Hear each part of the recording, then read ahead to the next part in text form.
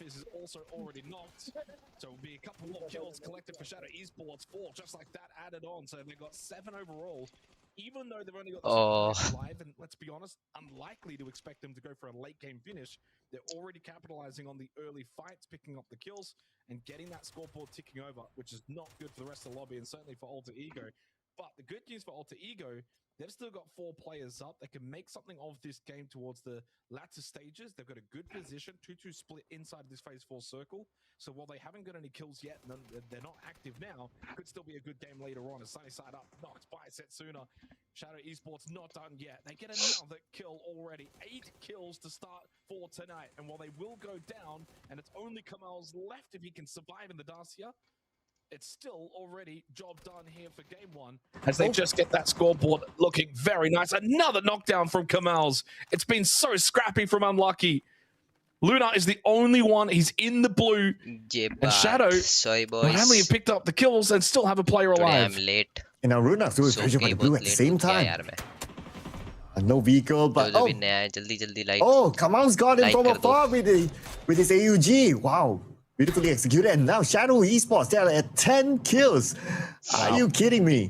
And the fact that they only have 1 more player, I guess they will start to play for placement points, but whatever it is, it's already 10 kills. Yeah, I mean, Kamal's, you don't really need to get anything from this game. If anything extra goes onto that 125 for Shadow Esports, it's already amazing. I mean, 30-point gap to Alter Ego, and that puts the onus on Alter Ego. They've got to have a good game here. You can see them on the minimap as well, where their 2-2 split is positioned. So they've got a lot of players around them, but they are controlling some decent space. They've got a small little compound that they can play out of. There goes Kamal's finished off by Nan. So 125 to mark there for Shadow Esports. That's fine. Good game from them. 10 points.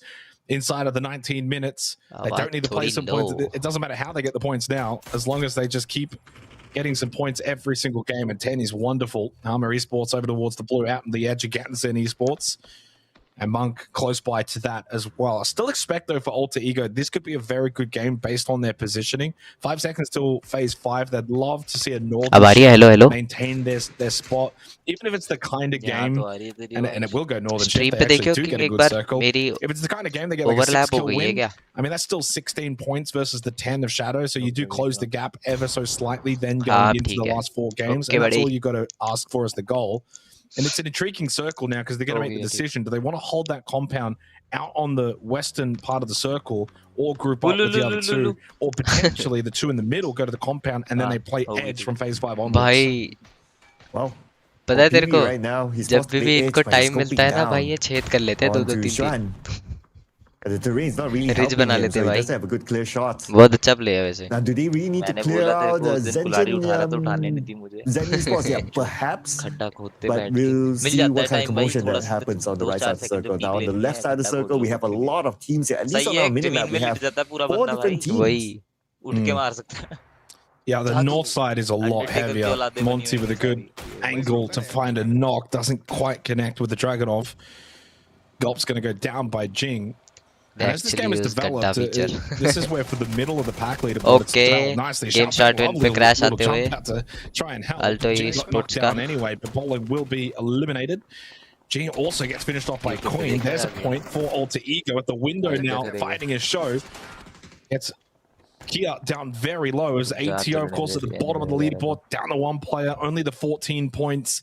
Trying to pick up something here against Game Start Win, but shows repositioned nicely. Now using these frag grenades, trying to clear out the corner side of this building.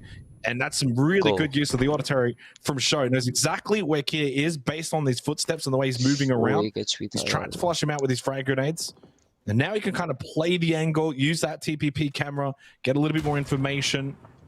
He's definitely putting the respect into Kia, not just running at him. He's played this nicely, even more tags. Kia's had to also be healing for the majority of this. The Show might just try and stick to res. Oh, no. Good. Yeah, again, here's him just running outside, so he knows he can't stick it. Catches him on the corner. That blue though is coming in. Show needs to finish this off, and he does have Zeno close by for cover, but Zeno hasn't really pushed over to help. Yeah, Zeno is still waiting on the other side. I guess he wants to play by the edge of the circle in case they lose this fight, he can still get in by himself. 5th phase so it's going for the rest. So it's going to be a 1v2 situation right now. Show shows up. Nice forward. Oh, he's going to get the job done. कोई नहीं The blue though. Zeno The बचा blue उनकी team and का Show got the res on the Shao अबे thing, YouTube but पे then the देखना, blues brought him YouTube back पे down देखना। again. So those two are down in the blue. That's surely going to be किसकी Zeno the stream? solo. Kohli की The stream game कर start रहा है। win. Okay That was just team too newbies scrappy for eliminate हो चुकी है GSW. और के द्वारा As Team Newbies also और eliminated. के द्वारा That's the bottom इसको 3 मिल teams जाएगा now view 8। out of this game to start tonight. 9 teams बहुत remain. अच्छा And flash it's big for those in हाँ, तो towards फिर the middle of the Jansen का leaderboard. सेवियर माई पे NRG out, Vega out, X-Men down to 2 players, but they've been able to hold good position inside of the circle despite a poor start to this game. They are now in a position that they can at least maybe get some placement points, but you've got to deal with Zanshin. Zanshin have got this building surrounded. Blue zone nades. Blue zone will come in the next 45 seconds. So X-Men up Jansen against को ये it here. 20 second में Time खाली running करना out. पड़ेगा ये घर जल्दी से जल्दी Oh, shot toss needs here by Xavier. Trying to Panic trap throw. them. Ah, okay, he almost got that one, but he's still pinned down. He has nowhere to go. So at some point they will rush in and try to take him out, but then again, other fights happening elsewhere as well. भाई But this fight has to end कितना quickly survive because कर the रहा है ये? zone will start to close soon. So out the window it goes from the bathroom, and he'll look to re-aggress because भाई Shuma's रिपोजी up कर ली top उसने of this building. So Xavier's वो not just going to net leave की him sound में behind. रिपोजी They're कर going Lee to try and fight this one out in a 2v4. Technically 2v3 because Azi's still just playing over towards the south side of the circle to not give up space at the window. But he does have to be careful of that side though. Savior, that's being watched. Azi got some really good tags into Savior. Okay, they know X-Men का exactly last where he is as well बचता inside of the हुआ। closet, and it should be a pretty easy swarm. Nice trade by Did get some Slayfox damage. भाई But Slayfox Zanchin भाई cleared that nicely. इस Good हफ्ते watching बहुत from अच्छा खेल रहा है Azi to help कल out उसने as 4v3 the किया था Overwatch anchor कल नहीं on सॉरी the south परसों side of the circle. So X-Men, no more 4v1 points for the game. Only the 1 point. That's left third place vulnerable. Great for August. 4 up with 3 kills. That's definitely in their sights. Yeah, Oculus is definitely eyeing that third spot right now. Okay. And they have the opportunity with the fact that they are playing by the edge of the Trick circle का so they काफी can अच्छा stop teams from coming in. need Perhaps Alter Oculus Ego, क्या है perhaps अभी? Happy Squad. But currently they are in the split position as well, so they have to find a way to get together. Anyway, for Alter Ego, long range onto the high ground. And Gmor got Mad Dog.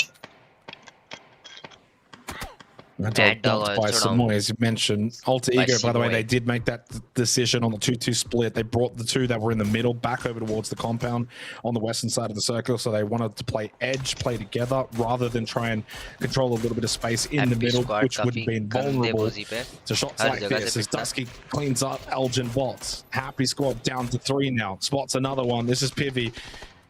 Trying to put some pain into Monk. Had a better night last night in nice some areas, charge but by that's 2 down Armor immediately. Esports. Cherry able to find 2. Alec getting involved though. A little third party from August. 10 trip knocked down. Cherry on 12 HP. Gets a nice Cherry kill onto का Nance. अच्छा Happy Squad are spray। eliminated in 8th spot. I अरे, need the 3 points. ये- Or 3 इसमें kill net कैसे points from फेंक this दिया? game along with the 1 placement point as Armor go to 5 kills. They started last night really, really well with back-to-back second place finishes. They're just starting to get going a Nice. little bit here in the PUBG Master Series as they Monk get is rid also of eliminated. Monk out in 7th. They go to 6 kills and the top 6, controlling the north side of this circle. Unfortunately, they lost Pivy. Suspect. Can they get Oh, Dusky oh, back up? It seems like oh. they should. भैया पेल And पे जा रहा Armor Esports, है they're not done yet though. Flow They तो should है have that अभी time and इस team space. में Yep, फ्लो no है other teams up इस north. Point They can potentially पे। stop them. They have that time to rest. But then again, after that, they have to find a way to get into the circle. Let's help that the fact that Zenshin and Zen Esports Okay, Zen. is on the other side of the road as well. So they don't have much space to जेंशन पूरा cross. Pinch होते हुए Number one, they have to win that fight against Alec first. Like I said, trying to get that Molotov into the shack, missed the window. It's a difficult throw from that angle. They're just trying to clear it out just in case there was someone in there. Of course, we know there isn't.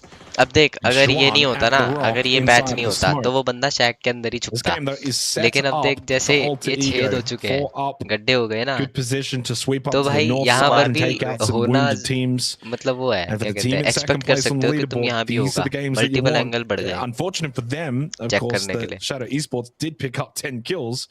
But you look at that gap, 24 points. You still got the opportunity to pick up the 10 placement points, get some more kills. That gap won't be 24 by the end of this game if they finish strongly. Zanshin playing this really well, not over-investing Nice, and clean- standing out, knowing that they clean could be fight लेते हुए। susceptible to shots from those teams up north. August now turning around up against the Armor, the M249, Nice trade। connecting onto Cherry and getting finished off by Alex. Alec का बहुत CJ अच्छा turning, the only one left alive for August, and we'll just sit it out in the car. ओ भाई ghost rider And बना हुआ है stay गाड़ी के alive अंदर। for maybe 5 more seconds as Alter Ego started to push Dead out. आएगा They तो should dead be है। able to finish him off. 5 kills for August, a decent game. And we'll see them go up the leaderboard.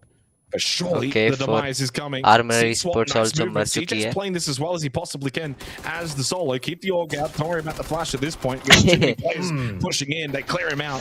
Down 4v1 situation आते हुए. Alter Ego. This is their game. For Zanshin, now up into 6th as well. They're making a really good run towards the top 3. They could still finish in the top 3 if they win this game, as Zeno finally goes out for game start win. Shifts Zanshin up into 5th as Alter Ego, for their sake, desperately need to win this 4v4 to close the gap to Shadow Esports. Oof, and now they have the main advantage by taking out Sin. It's a 4v3 moment for them. Okay, but here comes Akosi as well. He's going to move in on the right side. Looks like he's starting to flank the Zanshin.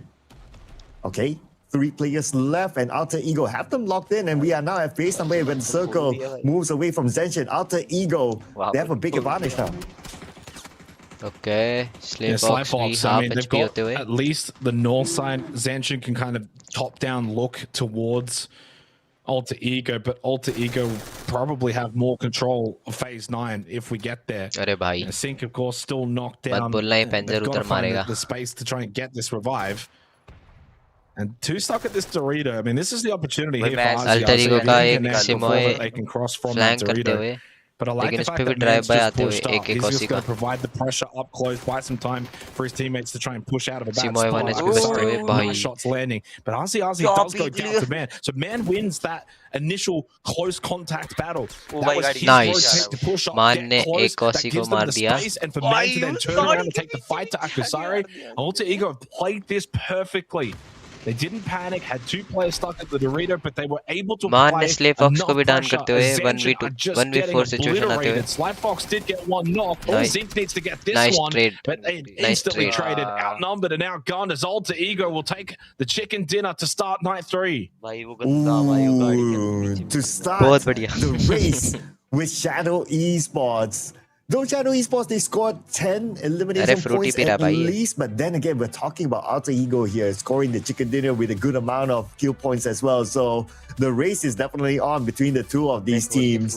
And it's definitely going to be a tight one to the end. That certainly will be, and I think that's what exactly we want. Zanshin, to their credit, really good game too, and that's seen them jump up the leaderboard massively. They came into tonight in 8th place. With that result, they'll be fighting for at least 3rd by the end of the night. That's really on the cards for them now off of that performance, and so that really... There's 2 big races going on here. You've got the top 2 that are going to battle for 1st, and then you've got like 5 or 6 teams, maybe even more, battling for 3rd place to pick up at least as many points as possible as we go to the highlights for this game. And it didn't start off great for SavageMan Esports. The lose up Chen early. They lost another one quickly after that. They had the duo, got them to 9th spot, but couldn't quite get into the top 8 for the rank tank replacement points. And yeah, I mean, a disappointing game for SavageMan Esports as that 3rd place team to now see, you know, the likes of Zanshin having a decent game. Happy's got picked up points, Orgler's picked up points, and so the gap for them now well and truly already gone, and they're back in the pack. Yeah, and what a round this was, right? Like a lot of open fights here just because of how this circle is. And everyone pretty much have an equal share of an area to play with. But the tricky part is that if you're divided by those roles, cutting across is always very, very difficult. So it ideally is for teams to manage that early. As we can see here, like on screen, like Happy Squad, like Armor, because of that road, they find it really, really difficult to cut across. And because of that, they went out, well, somewhere in the middle. Yeah, I mean, I think that Alter Ego पे ज़्यादा cover था. They have the ability to play in this lobby. They just probably have to start well next week. That's the biggest thing. 2 weeks in a row, they haven't started well, and that's just seen them lag behind the rest of the pack.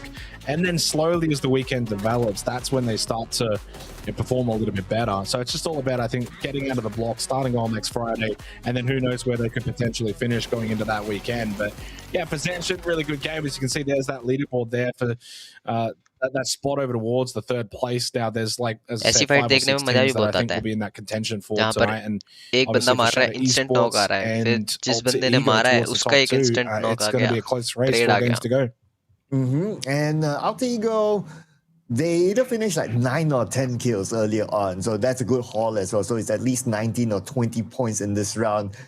And that also means that the gap between them and Shadow Esports, it could go down to a single digit after this. We'll need to tabulate the scores again just to get a confirmation on that.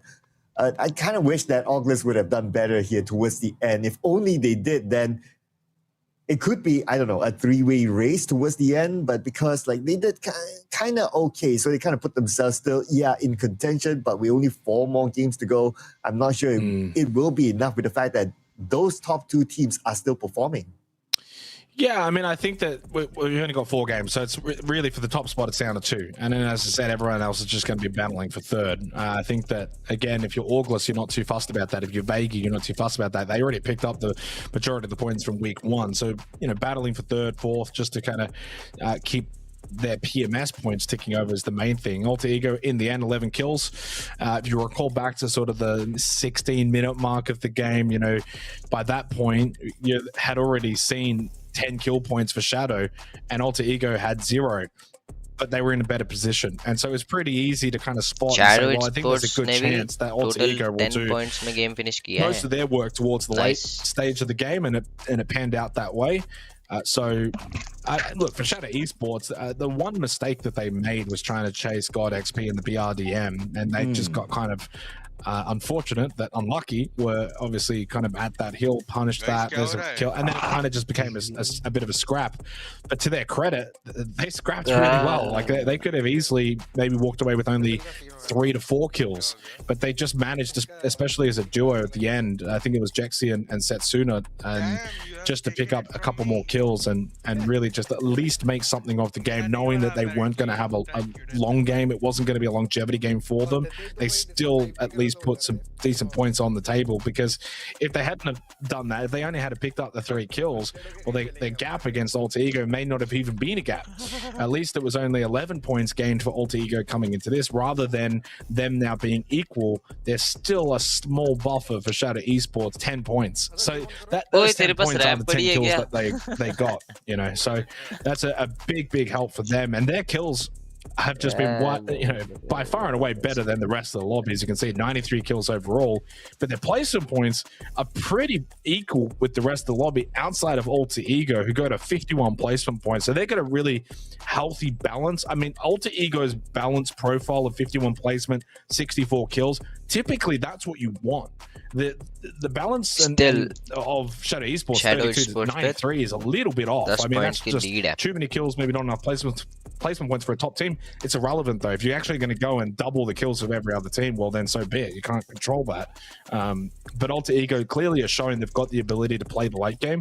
So if Shadow do have the kind of night where they keep getting into these early fights and they're picking up 8 to 10 points, that might seem great. But if Alter Ego are picking up the wins, then they might be picking up 15 to 20 points. And that will be enough to see them take top spot. And we already saw last week where it looked like Vega were going to be the ones to win it out. August snatched it in the last game. Yeah, this almost might feel like a deja vu of week 1, right? When Vega was on top at some point, and then they were overtaken by Oculus. But in the case of between Alter Ego and Shadow Esports, at least they started off game 1, 0 placement points, but they got 10 kill points in, so that's pretty okay as well. In fact, that's actually pretty great. Oh, big star. Like what you say, right? Imagine if they had like the 4 players and they didn't go for the chase, the result might be a little bit different, but that's a totally different universe altogether.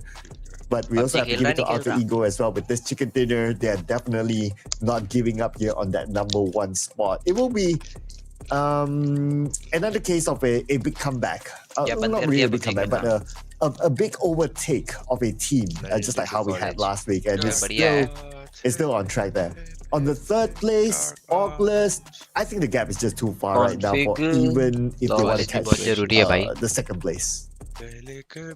Yeah, I mean, I don't think 2nd is going to be achievable. Just whenever you have 2 teams that are fighting for 1st, and Alter Ego, of course, started tonight off with a win, I'd be pretty surprised if 2nd is achievable for any of those teams that are 3rd to 5th. I think that it's just going to be a classic case of 2 teams fighting for 1st. and then everyone else is fighting for third, which that in itself, there's nothing wrong with that. I mean, the difference between second and third is only 20 PMS points. I say only in the grand scheme of things. Once you get to the end of week 4, that only 20 might be the difference between staying home or going to the Esports World Cup. But it just means that at least you're still picking up a decent amount of points on the week. Even if there's a healthy gap between second and third, the actual PMS points gap isn't that large. Esports on the screen there for a brief moment, touched on them before, but yeah, just need to see them start well next week. I think that's the only thing that they really need to show now. They've shown over the first 2 weeks they've got the ability to get back into the lobby and perform and match it with everyone else. They just keep starting a little too slow, and then they're playing catch up. And yeah, playing catch up PUBG is never good for anyone, unless you're like an incredibly good team where you typically dominate a lobby and you just have one bad night at the start of a tournament. Yeah, they can certainly do it, but a lot of the other teams can't. And for Shadow Esports, I mean, they're just absolutely firing on all cylinders when it comes to the fragging department. They just got to get to the late game a little bit more coming into tonight, just to solidify that top spot. That will be a potential difference. You know, if they start having these outside top 8 finishes, it opens the door for Alter Ego. Yeah, and with that being said, because right, my surname is Kohli. And fourth spot right now is super duper tight if you kind of think about it. Like, there are so many teams that can actually go for it. Like Savage Man Esports, like even NRG, like Vega, like maybe with Happy Squad, maybe even Zanshin. So there's so many contenders for the third and fourth spot, which is the bare minimum to gain those points. So I would say that it's going to be a real tight race there, and it's something for us to look forward to, not only for who's going to be the champion of week number 2, but who's going to be able to secure at least the top 4. Yeah, 100%. And I think that for GameStart win as well on our screens, not an awful performance, but again, maybe it was a case, you know, back on week 1, they just absolutely shot out of the block. So you think back to games 1, 2, and 3 for week 1 was second, third with 11 kills, and then second again. So they had a really, really good start. And then from there, they just kind of didn't do much else. There was a small patch to close up 2 where they finished 36 kills, and then again, didn't really do too much. So brilliance, but where else is it in the grand scheme of things? You know, you can't have at this level of PUBG 3 good games and then, you know, 6 bad games and then 2 good games and then 5 bad games. It's just not going to work out. Every team in this lobby is capable of getting a chicken dinner. I absolutely believe that. I mean, even you look at last week when Team Newbies were looking destined to finish in the last place position, they ended game 15 with a win. So every team can get a win, but not every team can, you know, finish top 8 consistently, win the majority of their gunfights. And so for GameStart win, that's where I feel like they're just going to be middle of the pack now, and middle of the pack is not a bad thing. I think the vast majority of this lobby is incredibly talented, and it just goes to show let's go, boys. Is so tightly contested because of that. Second match of the day started. Our next map heading in towards Tago for day 3 match 12, heating up after this. Only 3 more games to go. A 10-point gap for Shadow Esports over Alter Ego, who closed it down.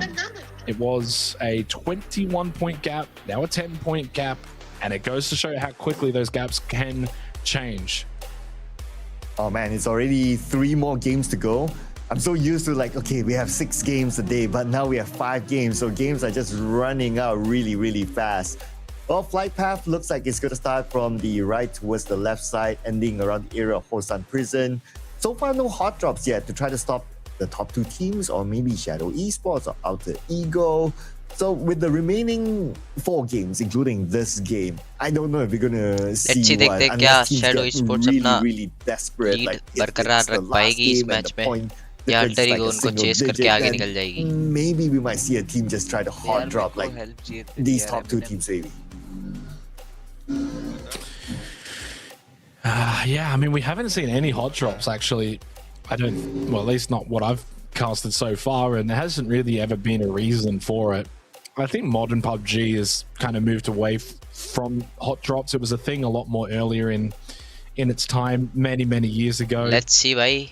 Where teams अगर क्वालिफायर्स हुए अभी कुछ पता नहीं है क्वालिफायर्स हो रहे नहीं हो रहे अगर क्वालिफायर्स हुए तो my team is in form तो हो सकता है इस बार हम जा पाए बाकी the only time you would ever PNC do में it is अगर if it's literally the last selection हुआ game तो and it's 20 देखते point हैं क्या gap. सीन होता है Maybe even then. You still Selection wouldn't committee do क्या it, but बोलती है that would be the only time. There's a very lovely northern circle, and that's going to split down the middle with the river. TN पे अच्छा chance है जाने का अगर pretty selection हुआ close to तो a 50-50 split if you उनके take into account the northwestern island is अभी very के much playable.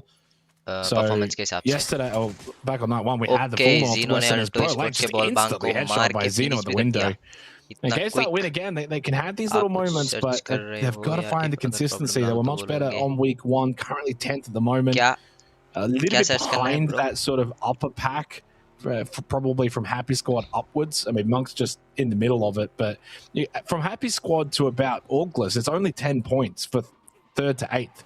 So all of those teams can still pick up an incredible amount of PMS points. That's going to be very intriguing as to how that shapes out. For Happy Squad right now, they would only pick up 30 PMS points. If they can leap into 3rd, it becomes 60. So you're doubling your PMS points, and the gap is only 10. So very achievable going into the last 4 games. For Monk, they'd have to finish really strongly. And I think for game start and below, it's probably not going to happen. You still want to finish as high as you possibly can, get into the top 8, try and get 30 points rather than 10 or 20. But yeah, every team's kind of got their own little individual goals. You know, for ATO and for Team Newbies, can you get out of the bottom 2 and just pick something up? As Kia will get some revenge onto Zeno. So Zeno gets one, and then ATO get one back. It's game start win का भी एक Zeno down होते हुए अच्छा backup by Alto Esports. Ooh, but Vega's monitoring the situation. They might want to come in as a third party to clean things up. And Vega Esports भी इस fight में third party करते हुए. So he's the closest one right now, and looks like they will execute their plan. Xiaofeng gets Lauba. Genofax ने भी and that's kind of like a bit of help towards Vega to secure that 1 kill point. But the rest of GSW, they're on their way as well. Look at this behind. Jing coming in, together with Show as well. And Jing got empty. To empty. He did, but it's more of a defensive shot. I mean, unless Joe can get something on the drive-by here, he might turn back around. And this is not great for Vega. AJ ने Alto. So Empty's going to be run over. And that's 3 early kills for Game Start win. And still 3 players up. I'd try and get out of here if possible, but he's just swarmed. As AJ comes back around, Tede will finish him off with the drive over. Game Start win. 2 down for Game Start win. दो बंदे बचते Also an opportunity to get the blue chip as well for Vega. Game Start win. Alto Esports probably का last down to 2 here. Xiaofeng and Jing will hold out at the compound. Of course, the circle a little bit of a distance away from where this is all happening. ATO, don't forget about them. They're still got a player down and Kia inside of the building. So for Vega, job's not done. They've still got to clean this out. Yeah, one more to go inside the building. They're just waiting for each other to re-coordinate. Big Star एक ऐसी side बना जिससे हम PUBG sports को India में वो कर सके. There's one more player. There's got to be Kia there. क्या बोलते हैं? Promote कर पाए. That Kia is still around though. But they're checking around the corners. They're checking every building. At some point, they'll definitely find him. करते हैं या खेलते हैं. I mean, I don't think they'd care too much. Like sometimes you look at it from an is it worthwhile standpoint. Would you rather get the 1 kill and waste a couple of minutes to secure it, or would you rather get into a better position in the circle, potentially pick up more loot, you know, whatever it may be. So you got to kind of factor in those decisions as we go to the man of the match from our first game, which was Man, 5 kills. Again, like the rest of his team did the majority of the work at the late game and hit some really good shots. But most importantly, what he did in this game too, just this push up. So where he is positioned here, he crossed over from the western side of the zone, ran over across, took the front contact position. He had a big 1v1 fight. He Happy Squad from there. It opened up the ability for the rest of Alter Ego on that west side to push in. He got a nice kill when he turned around. We saw it in the highlight. So he was not only man of the match in terms of statistics, but he made the big power play that allowed Alter Ego to go and get that win. last बंदे को मारने Alto के. And GSW. Okay, they made a U-turn here. They know that somebody's left here and they find it worthwhile. On the left side, checking in. They're not really checking the corners yet. Okay, but they probably have a hunch now. Okay, Alto because he kind of moved away. बंदा बहुत patiently खेलते हुए. I don't think they know that Key is here. They got no idea. Oh. नहीं. What a clutch by Kai. Start win. Yeah, I mean, what that's a clutch, GSW, man. just not much you could really do about it. They had absolutely no एक idea bar that Kia was just अच्छे tucked से in on the game start corner. Win trade पे And अच्छे he से वो stays alive. कमरा 3 भी check kills कर लेते for ATO, who need every single point that they can get towards the bottom of the leaderboard. I mean, smart play from तो Kia. He's probably शायद expecting इतना बड़ा GSW to come पनिश नहीं back, होता and इनको he just kind of sits in the कोई नहीं corner. He hard luck knows it's लेकिन one अच्छा of पेशेंस भाई the अल्टो better की plays that he can player make at का that point. He doesn't need to just rush out, go for the circle. He knows there's a आरजी good एक chance बढ़िया sneak GSW पे come खेल रहा back. है And for game start win, yeah, unfortunately, tough times continue here in week 2. Oh man, and Kia single-handedly eliminated the 2 players of GSW, and now GSW is out. And not only Kia got those points in, but he also has a ton of loot because of them U-turning back. But now being the single last player for ATO, all he can do right now is just try to hold on for play some points. Couple of pickups from those teams towards the south of the main island, Alter Ego being one of them. I mean, they're so far away from this phase 1 circle that it makes the most logical sense. If you get the pickup system, you may as well just take it and fly on over. Another one's going to be Team Newbies as well. Although I'm a little bit surprised Team Newbies are kind of making this decision. They're on the Northwest Island. They could keep vehicles and Team Newbies maintain position. But there's already a large stack actually of teams over on the Northwest Island. So Happy Squad, Savage Man Esports, Zamshin, and Shadow Esports all pretty much just holding close towards the bridges around that river side of the Northwest Island. So not a total over-invest, but it's a 50-50 split circle. Like, it genuinely is. This could go mainland. This could go towards the island. Hasn't been decided for phase 1, so that's going to make it very fascinating going into phase 2 on, as to how this circle is going to develop. Team Newbies. And still a lot of teams then that are coming in on the mainland who, being on the south side of the mainland, you're just going to drive up or pick up system, and you're going to have to play the mainland side, so no choice. But the teams that went early, they went early and they went Northwest Island, so they're banking on that as Anarchy is going to collect the free kill onto Kia, looking to revive his teammates at the blue chip tower, and that's Team Newbies picking up their first kill. ATO are going to be eliminated in second last and stay in last overall on the leaderboard. That's pretty smart from Anarchy earlier on. Just to wait for the right moment, and he got that one for himself. So good work there. NRG, a team who's currently holding the record of the most eliminations in a single round, which is 20.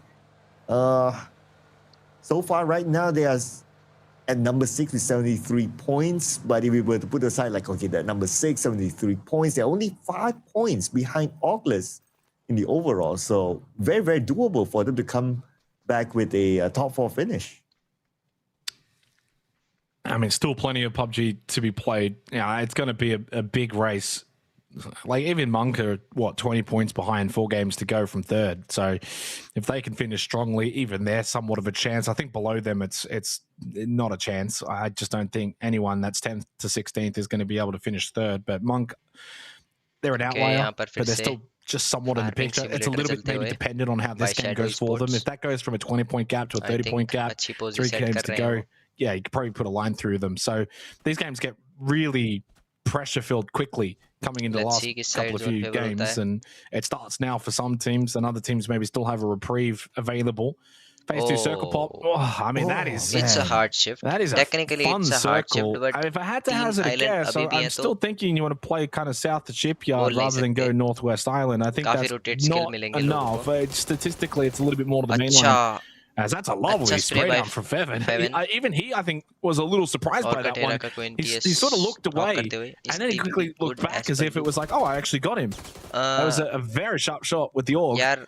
And Orcatera are going to lose one on the rotate. Not ideal, especially over towards the blue, just north of Kang Yueng. As Unlucky will happily take that one. It's been a rough second week for them after they started so well last week, and it looked like they were going to have a pretty good finish. They were in the race going into day 3 last week to potentially fight for first, and ever since the start of that night, all the way to this point, it's just been downhill, and they haven't really been able to refine that form. FPP ना थोड़ा boring सा हो जाता है देखने में. The first thing they need to do is to change that name from Unlucky to Lucky. Maybe they'll change their fate. Fight pattern वही है जैसा हम FPP में करते हैं. They were caught in some unlucky encounters, no pun intended.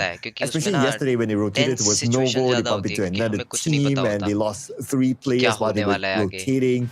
It was just too bad for them. There were a couple of scenarios similar to that happened to Unlucky. So I guess with the current situation that they're in and the amount of points that they have, all they could do is right now just take this as a good practice for next week and look forward to week number 3.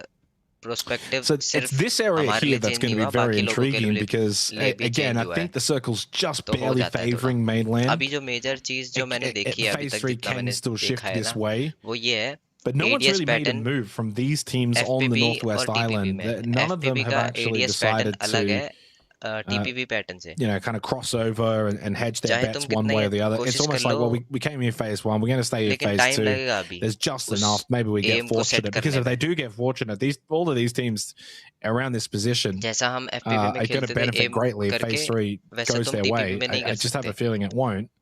और अब थोड़ा game change भी हो गया ये strategic ज्यादा हो गया will be the last ones to kind of arrive just north of this. Couldn't quite see it on the mini map, but otherwise besides those teams game ज्यादा हो गया in and around that position, everyone else now just making their way south of Shipyard. As man is going to go on a glider trip, but he's playing this quite safely, just outside the circle, just around the edge, get as much information as possible, scout out the compound as Trick and Samoy will come by. It is vacant, it is clear, and it's just inside the circle. And there's a good chance it could even still be largely inside for phase 3 if it does hard shift over towards the east, and that'll give them a really good basis point to then spring into phase 4, phase 5, push out of that. Everyone else is more so scrapping for these outside positions. So it's a nice little spot just for phase 2 right now for Alter Ego. May not stay that way, a little bit depending on what this next circle will do. And they do also then benefit by scouting out Unlucky.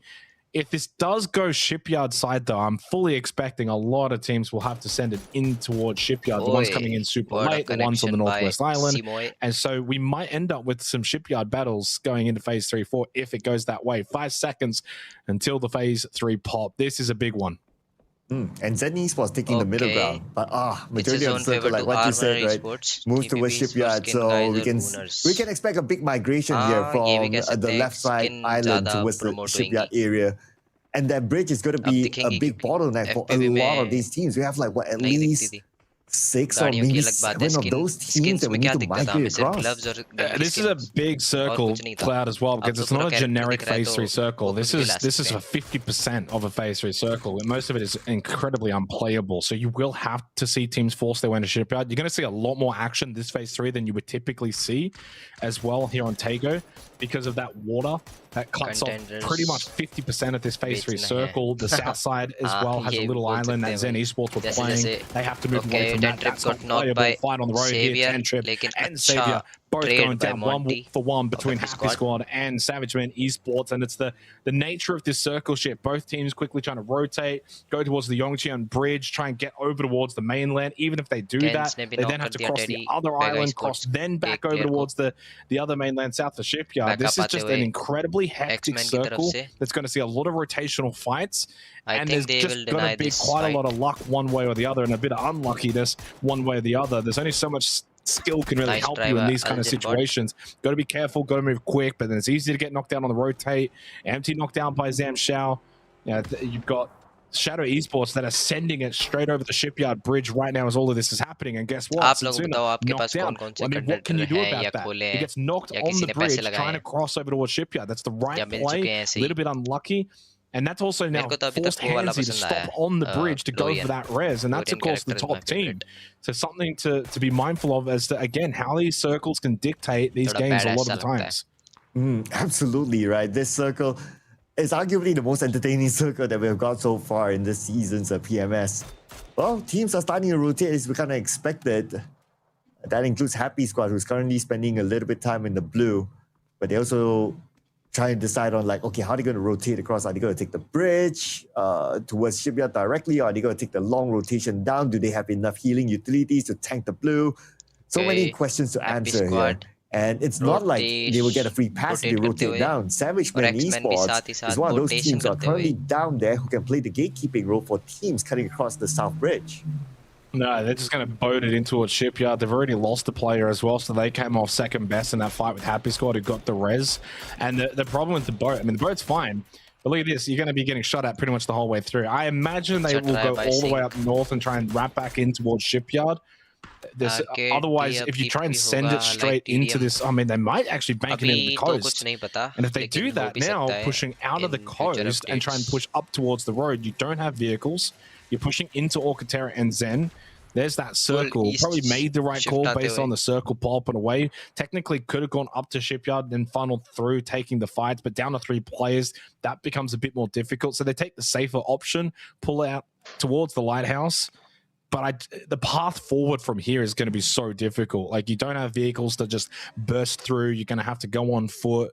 There's teams that are already pretty comfortably set here as well. I mean, Zen Esports, to be fair, are only 2 players. So they're actually a little bit fortunate in some ways that it's a 2-man squad just south of them, pushing out of that lighthouse. But Alcatara are in a good spot. Monk, actually, who were the ones that just landed a tag on a Zen, they've got a wonderful spot where they can kind of look down towards Savage Man Esports, right?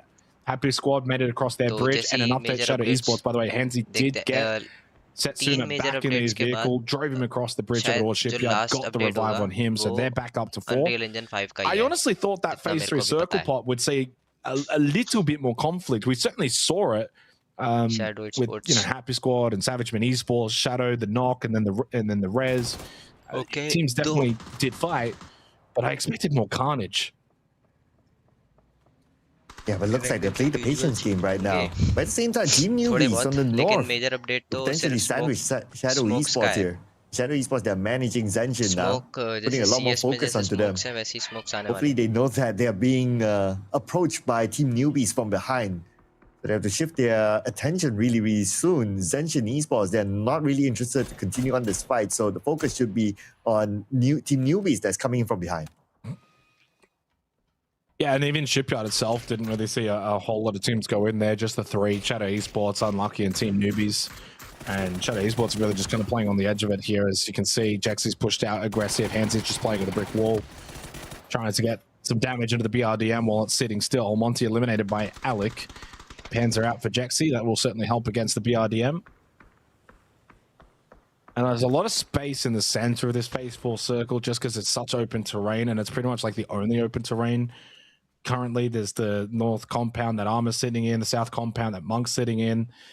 The earlier compound that Alter first got to for Alter Ego, of course, no longer in for Phase 4, but they've been able to push out a bit of space for them on that northeastern side of the circle because some teams went Shipyard, so that created the ability for them to kind of then funnel out pretty safely. The Shadow know they've got Unlucky behind them, as Lunlin caught by Auriculus, and Vegas coming in on the south side, so I mean, not a great start for Savage Man Esports. Don't forget, they were already down to 3, so 1 knocked, 2 up at the moment, trying to push out from Lighthouse. And Tete is actually just floating on down. He's just parachuted on top. So Vega's going to probably get aggressive here because Tete's landing in the middle of all of this, or at least he's going to try and navigate to not land in the middle of it. But he is, if they were to look up, they would be spotting the man parachuting down. And this kind of circle, so difficult for teams at Coastline right now. Zen Esports, especially sandwiched by 2 different teams. Oraculous taking a lot of damage, gunned down at the other day by Empty from Vega Esports. And Vega, they're not out of it yet. Zenshin making their move down south, down the coastline, and they want to be a part of this. Yeah, very unlucky for Savage Man Esports, down to 1 player. They made the call to bring the boat to the lighthouse and then push out on foot, but it was always going to be difficult getting out of that spot, pushing out here. Zen will be the ones eliminated at the hands of Vega. Poor Xiaomu, he's by himself, and he's got one side he's got Zanshin, on the other side he's got Vega, and I would imagine he's going to try and at least see if he can get Alcasari to go to the grave with him, but not going to happen. RZRZ just quickly pops out of the BRDM, gets the kill. Savage Man Esports out, no points. Again, remember, they started tonight in 3rd place on 77 points. They had a 4-point gap to NRG, and they're now out of the top 3. As things stand, they still have 3 more games tonight to try and rectify the form. And they did have the opportunity to take the boat to Shipyard and then funnel in from behind, backfill. They would have taken a fight with Team Newbies. If I'm going to be honest, it's not the easy call, and it's probably not the first call you make, but it was there as an option. And I think it would have seen them play more to their strength. Close quarters, around these positions, ducking and weaving between buildings. And against a team that's towards the bottom, they could have really benefited. अभी भी long में use नहीं होता. And the rest of Shadow Esports. का एक no kill points yet for them, but they might pick up their first kill point really soon. Jaxi managed to get a knockdown. But they need to secure that kill point. They should be able to, though. On the coastline, the fight's not over yet. We have Unlucky here joining in, stopping Zanshin from coming by. Goni takes a lot of damage from the side, and Goni eliminated by Dusky. Competitive players तो prefer नहीं करते SMGs चलाना. हाँ, crashing वगैरह के लिए अच्छी है. 4 of the bottom 6 now eliminated. It's been a rough game for the teams at the bottom of the leaderboard, and I think Team Newbies aren't too far away from joining the rest of them as Sniper gets knocked down by Setsuna. Shadow Esports have been in the thick of it, and only the two standing at the moment. Jaxi is not going to get revived. He's over towards the blue as it's enveloping his position. 40 seconds till phase 6, so he's going to get left behind. It's going to be similar to the first game for Shadow Esports. Collect as many kills as you possibly can. Make the most of, again, another game that hasn't quite, gone the way that you would like. They were on the Northwest Island, tried to cross over. They did, and unfortunately just lose the battle to Zanshin. Well played from Zanshin. Played it perfectly. The bridge kept the gatekeeper on the team at the top of the leaderboard. So just the 3 kills for Shadow. That's already been matched by Alter Ego on the eastern side of this circle, which we haven't seen a lot of, but it's been developing. So they've already matched the points of the team in first, and it's only up from here for Alter Ego. In fact, there's the 4th kill for them as NRG get eliminated down to 9 teams remaining. Circle Pop goes the way of Armor Esports. They can maintain their compound position, and same for Orcatera as well. Theirs is still just in a little bit. So is Monk on the south side of the circle as Vega down to just Tede and empty, but they picked up 8 kills from this match into 6 at the moment on the leaderboard, and so close to the top 3. Oh, Alter Ego now 4 kills, and they still have a full squad. Man, it's also another potentially big round for them. Let's see what happens here on the coastline. We still have Vega Esports here up against Zanshin. It's going to be a 3v2 sort of situation, and both teams now in circle. Even though after they're done, they still need to find a way to cut across the road, but they'll think about that later, because right now, Vega rushing in forward. Aquasi Ray together with Sync. Sync takes a lot of damage. Sync, down 20% of health.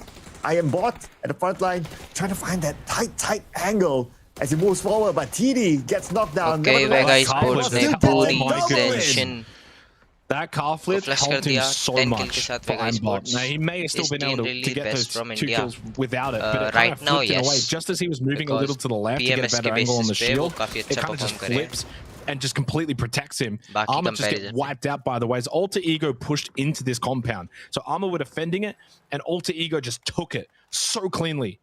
They're down to 3 players off the back of that, but as things stands now, only 5 points behind the top spot. A 21-point gap is already down to 5, and still room to gain more in just the second game of the night. Shadow Esports looked like they were in a comfortable position and no longer will be comfortable going into the last 3 games tonight, as Alter Ego started hot, started perfectly. And that's even still with Shadow having picked up 13 points in the first 2 games. It's not like they've gained nothing. And Alter Ego's heat is not stopping yet. They're already at 8 elimination points. It's Vega at 10 right now, eyeing that 3rd spot. But the fact that Oculus is still in the game, so they could still gain points for themselves to stay away from Vega. We are also good. Nevertheless, right now, all the teams currently in the circle, and we're focusing on the Monk now, taking this fight against Oculus, and Oculus... so far, so good for them. At least they're in the circle, so they have some space to play with. इतना experience it's a big game for Monk. They got 4 up, 3 kills, still only a 20-point gap to the top 3. सिर्फ एक experience player है. They have to make sure that they get more from this game, because August and Vega picking up some valuable points. Blue Zone need just to push away from the rock. I just want to see Monk get aggressive if they possibly can. I mean, right now, their current position, you don't really need to be pushing into August. They've got better territory control towards the more center point of the circle when you kind of look at Asu and Niku's, High Command, whatever they want to call themselves these days. But yeah, I think they're just being a little bit mindful as well. Orcatera could kind of backfill in behind them. They're a little bit spread out. That's somewhat of a concern. So if Unk gets knocked, then he's just probably not going to get picked up. Then you're down to 3. Suddenly, then you're getting pinched between 2 teams. It can backfire pretty quickly. Need to make decisions, and some critical ones soon, because the circle's just pushed away. They're now on the outskirts of it. Phase 7 going the way of Alter Ego. Alta is actually in a really good position to probably go on and get a back-to-back win. Monk is the only team with 4 up. They're based on the south side position and potential pinch pressure from Orcatera and Orgless. I'd be surprised if they walk away with 4 players alive by the end of this skirmish. And Orgless, Mad Dog, taken out by Bad Ape. It's going to be Mark pocketing another point in the bag for them. 4 kill points so far. There's Orgless, only 2 players left, and they don't have the circle. Alter Ego, on the other hand, though, they have the circle. There is only 2 and now they're fighting for that middle spot. If they can eliminate 10 trip, it'll be perfect for them. I mean, 10 Trip's done a really good job. The old classic rank tank, you're down to 1 player, go center of the circle, pick up some placement points on a game where not much really went your way. Yeah, they got the 2 kill points. Yeah, try and pick up some extra placement points. Just stay in the picture, which is what he's really been able to do for the team. Only 11 points at the moment behind third, so they've still got 3 games to go. Molotov thrown out from Niku's. The fact that they were able to wound Orgless down to 2 players and Orcatera have not pushed up, it's pretty much gone as best possible for Monk in this situation. They have not been pinched. They got the initial knock. Another one as well. Bad Ape, of course, which is Rip. And with Nikos, they combine. They get the double kill. Monk have done that pretty comfortably. They're a little fortunate, again, that Orcatera never pushed up, never got aggressive, never tried to go for a third party. They just kind of took a little bit more space towards the middle. Same with Alter Ego. And that's something to now contend with moving forward for Monk. Yes, you got rid of Orgless. Yes, there's 5 teams left and you got 4 up, but you are now the ones out of position. And with the fact that Orgless eliminated, this is a big chance for Vega to overtake them. And a very high chance that they can do that. Look at their position right now. They're all the way up north. No other teams are going to stop them there. A lot more focus into the middle right now with 10 Trip in between Orcatera and Alter Ego. And Alter Ego, they are moving into the middle. They might bump into 10 Trip soon. I mean, 10 Trip's been able to stay alive and unseen for this long. Might just be able to for a little bit longer. It does circle up onto him as well. I mean, great circle. Alter Ego played this well. Man has stayed back at the compound, probably playing on the roof, scouting out, getting information. Orcatera have played this pretty quiet, though. I mean, they've only got the 1 kill. 3 players might mean there's a reason why they haven't got overly aggressive and started to really sweep and go for third parties. But you're also in a lobby now where there's only 1 team that's got 4 up anyway. So it's certainly a viable option for them to be a little bit more aggressive. Not now, but maybe over the last 2 circle pops. And they're kind of just trying to already set up some self-made bunker here from Dip with the pickaxe behind the rock with the vehicle. I mean, this is a nice little fortified location for Phase 8, but once you go into Phase 9, it's irrelevant. So, like, I understand why he's doing this. I just don't think it's actually going to be used.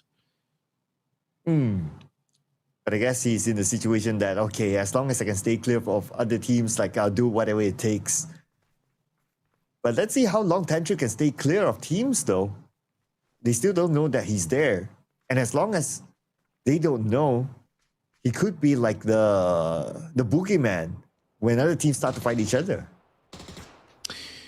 Well, I mean, the lobby's just... I don't know what just happened there. I don't know if Niku's disconnected or something happened potentially. Technically, if he did DC, it is better to down him, pick him up, bring him with you, hope he gets back in rather than just leave him there. Yeah, we didn't quite get to see it. I was going to say as well, like the way that the lobby's turned into a lull is simply because you've got Alter Ego in the best spot and they've got Man that's just scouting out. Vega took a little bit of time to kind of gather themselves on the north side, so they're the first ones to make a move. And Orcatera have just been sitting here and waiting, and funnily enough, Dip, who spent all that time with the pickaxe, immediately went down. And then it's Monk that peek over the ridge onto Orcatera. There's the third party that Orcatera could have maybe done to Monk, and elected not to. And it's a sure example here of why you don't always want to play so passively, because Orcatera have kind of just been sitting, happy to get to the late game. That's a nice little knock at least on to Unk, as Monk's push over the ridge has cost them. As they got involved, it opened them up to Alter Ego, and same with Vega. And so Vega and Alter Ego, the aggressors, guess what? Funny enough, it's the aggressors that are going to be in the better position. And right now we're at phase number 9 with the circle that will close entirely. Nobody wants to spend even a second in this phase 9 circle. And here comes Kunyit as well. Looks like one of the players from Monk currently down and empty. He needs to find a bit of space to heal up. But then again, Alter Ego, they are coming in as well. They're going to start to push down to the top 4 teams here. 4 teams in phase 9. This is insane. Yeah, and no one fully healthy now either. Alter Ego with the 3 players up are in the best position. Bad 8 with the elimination onto Teddy. Lovely nade from Tentrip, the solo. Well, you wait long enough, and suddenly being a solo isn't such a demise because everyone else around you is quite wounded, and you can certainly have an impact. Big frag grenade, that should connect. It doesn't onto Unk. Must have just got behind the tree in time. That looked close enough to do enough because he was low on health as well. I'm Bot, by the way, has been able to deal with Queen, and Tentrip, well, knows there's actually a very small chance he could win this game now. The early rank tank has benefited into the top 4, may even go for top 3, gets the bleed out onto Bad 8, more kills acquired for Happy Squad. By the way, as all of this has happened, Alter Ego are now in first place in the overall leaderboard as we head into the last 50 seconds here of game 3. Tentrip finally eliminated. He goes down. Solo for Monk, solo for Vega. 2 up for Alter Ego. Imebot trying to see over the smoke using the TPP. Unk just gets into the UAZ, pops out. Trick was ready for it though with the P90. So it's a 1v1 as man goes down. Imebot collects the kill. Trick comes out for the trade, and he times it nicely as Alter Ego will go for back-to-back chicken dinners.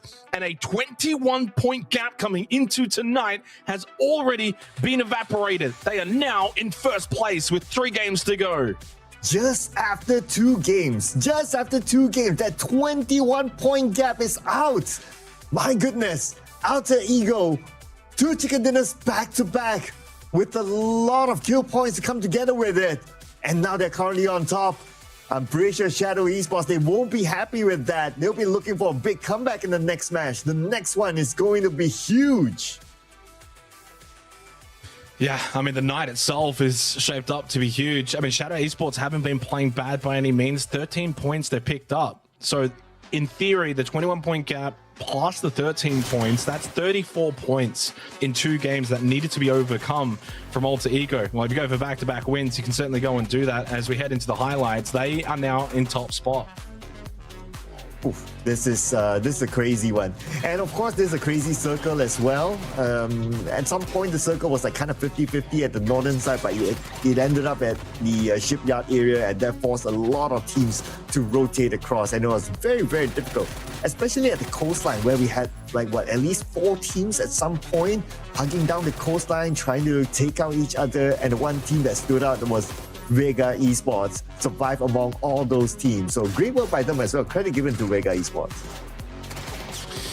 Yeah, I mean, good for Vega, and obviously that battle for 3rd spot continues to heat up as well. That's another storyline that we've been following where there's enough teams that you've got to be pretty perfect tonight if you're going to finish in 3rd. Whoever does finish in 3rd, it's going to be a really big effort because you see with Savage Men Esports, they came into tonight 77 points. 2 games in, they're only on 78. Had a rough 2 games to start tonight. Now, they're still going to be in and around the conversation, but the way that Auglers are playing, the way that Vega are playing, and they've got a lot to gain. The 2 teams that finished in the top 2 from week 1, finishing really strongly. Maybe not playing their absolute best PUBG over the course of Friday and Saturday, but they're coming home strong. And it also then sets them up nicely form-wise going into week 3. They're going to be 2 teams still to watch, along, of course, with Shadow Esports and Alter Ego. So very excited with the way it's shaping up for tonight. Oh, absolutely, right? Absolutely. 2 different narratives for us to observe towards the end. And I'm pretty sure it will go down to the last game, looking at how the current situation is and how the teams have been performing. And this final moment as well was really, really intense, especially when it came down to a 1v1v1.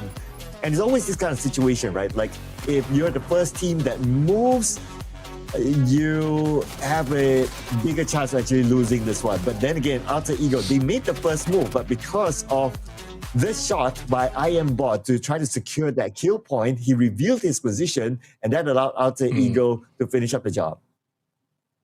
Yeah, I mean, he makes the right play. You've got to go. It's a 1v2, so you get that knock. You probably want to get the flush, at least guarantee the point. But I think that Trick was just switched on. He knew that he had to get the instant trade. If he does it and he allows Aimbot to reposition, then the ability to win that 1v1 is going to be naturally lessened, especially if Aimbot can fall back, play the tree. Really, really good game. I mean, the circle, of course, helped out. I mean, it was a fun circle on Tago. 50-50 river split phase 1, ended up then phase 2, pretty similar, and then phase 3, big shift over towards Shipyard, which, you know, you kind of look at the teams that were on that Northwest Island initially to begin with. How did they kind of fare? Unfortunately, none of them really did too well, except, funnily enough, Happy Squad. They had the 10-trip solo rank tank where it just went center circle. Happy Squad were, of course, one of those teams. They had that battle with Savage Men Esports, trying to come around that Yongxion bridge. And as we know, for Savage Men Esports, well, they picked up no points. They had to go to the boat, went to Lighthouse, then just got, you know, pretty much swept up. Team Newbies didn't really get a whole lot to go for them. Shadow Esports, for the standards that we expect from them, didn't have a great game. So all of those teams that made that call to go to the Northwest Island based on phase 1, stayed there phase 2, didn't end up having a big game. The teams that were, though, on the mainland ended up having a big game. We saw that from Alter Ego, Vega, Monk as well had a pretty good match. As we look at the match leaderboard, 22 points for Alter Ego, 21 from Vega has now put them firmly in that third place position based on this performance with their 15 kills, second place finish. Big game from Monk, and they did have a disconnect, by the way, confirmed it with Nikus at the end of that game, hence the team kill. They tried to knock him, grab him, bring him into the circle, hope he could reconnect. Unfortunately, he did reconnect, but then fortunately, he did reconnect, and then unfortunately, he disconnected again. So they went down to 3 players inadvertently. And yeah, due to the rank tank, 4 placement points and a kill point, or maybe even 2 kill points from 10 Trip, picked up the majority of the points for Happy Squad. As we go to the total leaderboard, it is a 9-point gap for Alter Ego. So from a 21-point deficit to a 9-point lead, just like that, in 2 games. It goes to show in PUBG, you know, you look at something more similar to that. Well, Monk, 20 points behind third. Alter Ego just did it in 2 games. Why couldn't Monk in the next 3? Yeah, absolutely right. I believe that's like a form of inspiration as well to all the other teams. So like, hey, don't give up. Who knows? With the 3 more games today, anything can happen. And it's their chance to push through. As long as there's still games, there's still an opportunity for them to really climb back up. But great work here by Alter Ego, opening up their day with the first 2 chicken dinners in 2 different maps. So that is amazing work there by Alter Ego. But Shadow Esports, surely they'll be looking for a comeback here in the following round. So that's something that we want to observe. What kind of strategy will Shadow Esports do to come back in terms of points? I think that Shadow need to focus on late game. Now, the first 2 games, they've been getting themselves into early fights. They had the cushion. They had the 21-point gap. Clearly, though, they've got to start going for these late game finishes. It's a little reminder of when you look at what Alter Ego are doing, they're playing safe early on. You just don't even really see them for the first 15 minutes. They get themselves into good positions. They play the late game. They know, yes, they can frag. They can take team fights. But they're getting themselves into the late game where those team fights matter a lot more, and they have the ability to get placement points along with their kill points. We're going to go to a short break, though, as we are done with our first 2 matches. When we do come back, though, we kick things off again on Rondo.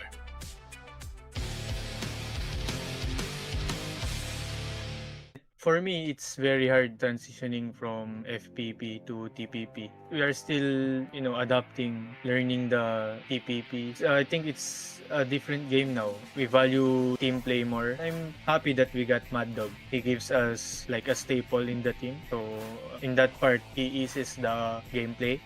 I think playing 4 weeks of tournament relieves a lot of pressure since you can play more games. And overall, the luck factor will be lessened. So it's good for the tournament itself. For me, I think we're very confident. I stopped playing PUBG for 3 years and then came back. We went to TPP mode. Then early this year, we started grinding. We started practicing more. And then I think that built up confidence, even though I haven't played any tournament for a long time, but I trusted these guys to pull it off, and then I also trusted myself to go back and compete. I think we're very confident for the next 3 weeks. Although, yeah, there's a patch. The gameplay will be different a little bit, but we will try to adapt. I mean, we've been playing pubs, which is the new patch, for quite a while, so we should be confident to go through the next 3 weeks. Thank you.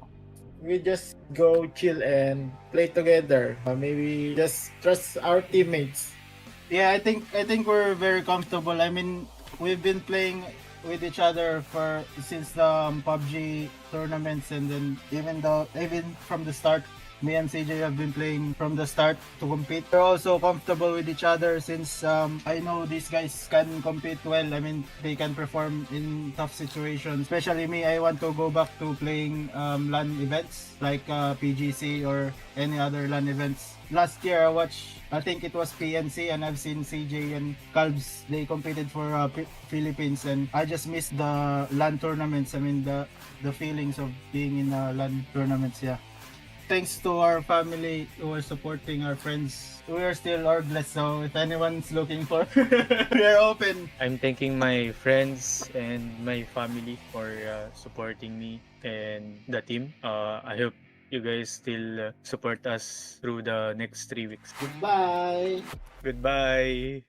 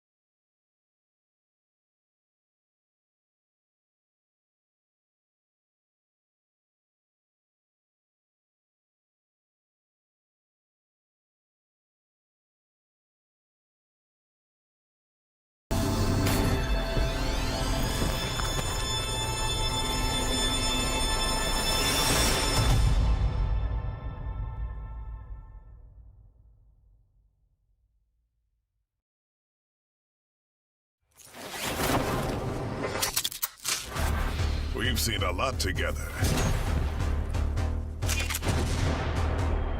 And we're just getting started.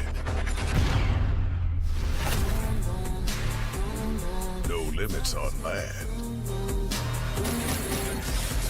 No limits on loot.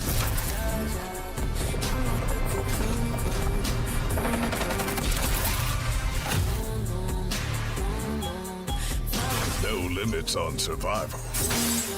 Your destination for next level PUBG game modes. PUBG Unbound. You're gonna need a bigger helmet.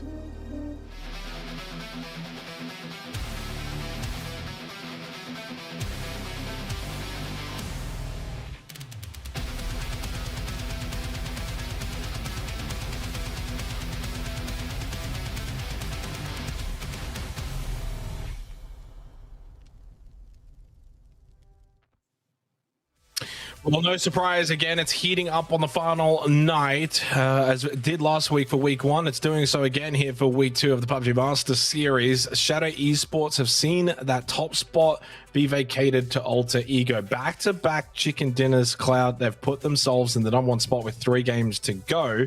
But have they made their run a little too early? Shadow Esports, we know they're more than capable of getting back into that top spot. Oh yeah, absolutely right. And especially with the fact that they are capable of bringing in a lot of kill points per round. So they'll be looking to probably do that again after this. Like, okay, let's go for kill points, but let's also not make those silly mistakes as how they did in Irango when they went a little bit overboard in chasing a lot of players from Unlucky, and they got unlucky themselves. So I'm sure that they would have been like, okay, now that the game is on again, Alter Ego caught up to them, they will bring out their A game. Well, I mean, they have to bring out their A game because right now Alter Ego are bringing out their S+ game. Back-to-back chicken dinners, and they've picked up a decent amount of kill points with those wins as well. I mean, as I said, it's not like Shadow Esports have just not even arrived to the party. They got the 10 kills in the first game. They picked up 3 in the second game. So that's 13 points across 2 games, which is a little bit below the average that you would typically see from teams that finish in the top spot after 15 matches, but only a small margin. You know, it just goes to show how big of a performance that we've seen from Alter Ego so far tonight. And this is usually what we say when we talk about point gaps, and we say, oh, a team needs to, go and get 2 wins or have a big night. It's because when we see it happen, it's usually how it happens, right? And a great case example here with Alter Ego, just straight out, okay, well, 21 point coming into tonight, Shadow have a normal night, that might be enough. Well, no, it might not be enough, because clearly Alter Ego beyond what you would expect in a normal night, but it can change quickly. What happens if Alter Ego now have a quiet game, Shadow have a big game? Shadow Esports had a 30-point game themselves back on night 1, so they have the ability to go and have a huge pop-off game. I don't think they're too worried about a 9-point gap, 3 matches to go. But obviously, they're going to have to step up their game if Alter Ego continue to play at this level. Better from Monk. Unfortunately, Nico's had that disconnect at the end of the game. They tried to save him and salvage it, but still picked up 13 points in the match and staying within the race to try and go for at least 3rd. I mean, you aim for 3rd, and if you finish 4th or 5th, still ends up being a decent week for them. I think we haven't seen the best from Monk across the first 2 weeks, and they're going to have to start showing it pretty soon if they're going to challenge going into week 3 and 4. And August, Vega, those 2 from week 1, of course, that finished in the top 2, starting to really perform to close out on night 3, week 2. Yeah, so a lot of narratives here as well. It's whether the 3rd, 4th finish or the 1st and 2nd finish, and the fight will continue on here inside of Rondo. 3rd last game for tonight. Rondo is definitely going to be hot for sure. Odd drops, well, maybe that's not going to be the trend, especially with how PUBG is nowadays, but still, the trend is the top 2 teams there. They can come up with an exciting game for us for sure.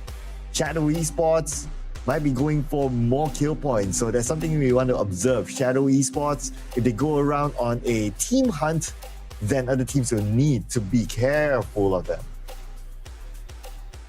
So we look at the statistics of Rondo so far throughout the PUBG Master Series. No surprise to see the 3 orgs at the top. August is not an org, but they are technically have org in their name. Alter Ego, Shadow Esports, the 3 teams that have been doing exceptionally well across the first 2 weeks of the PUBG Master Series typically do well on Rondo as well.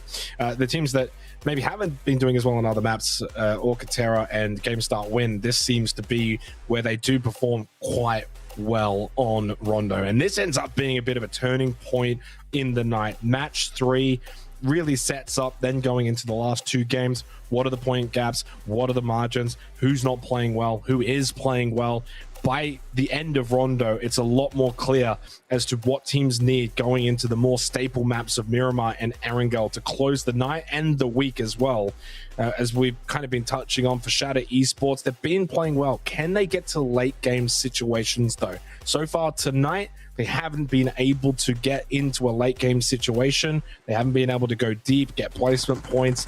And while I wouldn't say that's entirely what's cost them, I don't think anything has cost them other than their opponent is playing really well. Hot drop as ATO Esports go 2 down immediately. Kia and Gobs just straight up get annihilated by the PX of Luna, who then gets a 3rd as well onto Lolba, and Bolang's by himself now. It's been a tremendous job here for Unlucky as they're in the bottom 3, and the team that's in the bottom spot of the leaderboard may stay there a little longer. And Bolang now needs to escape.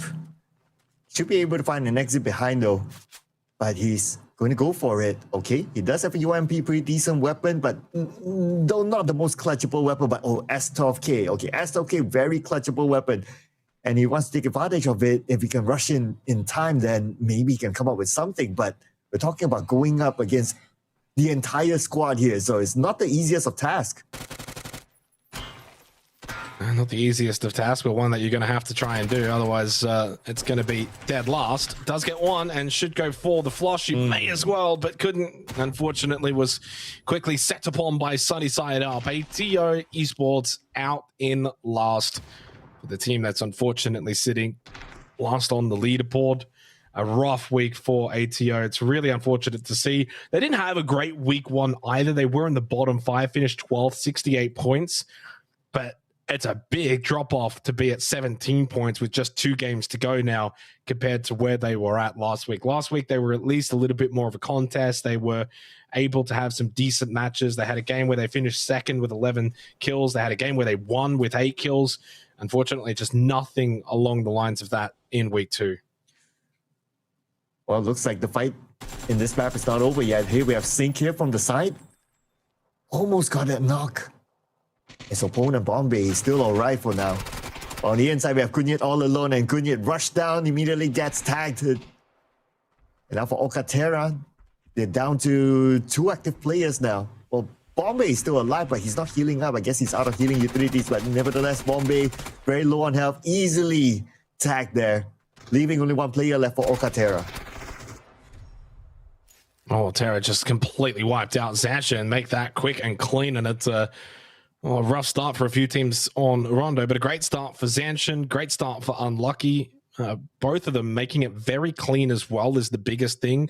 Sometimes you see these teams take these fights very early on, like within the first 5 minutes, and you'll see a team, get wiped out, but they at least take someone with them, leave the winning team, if you will, with 3 players up.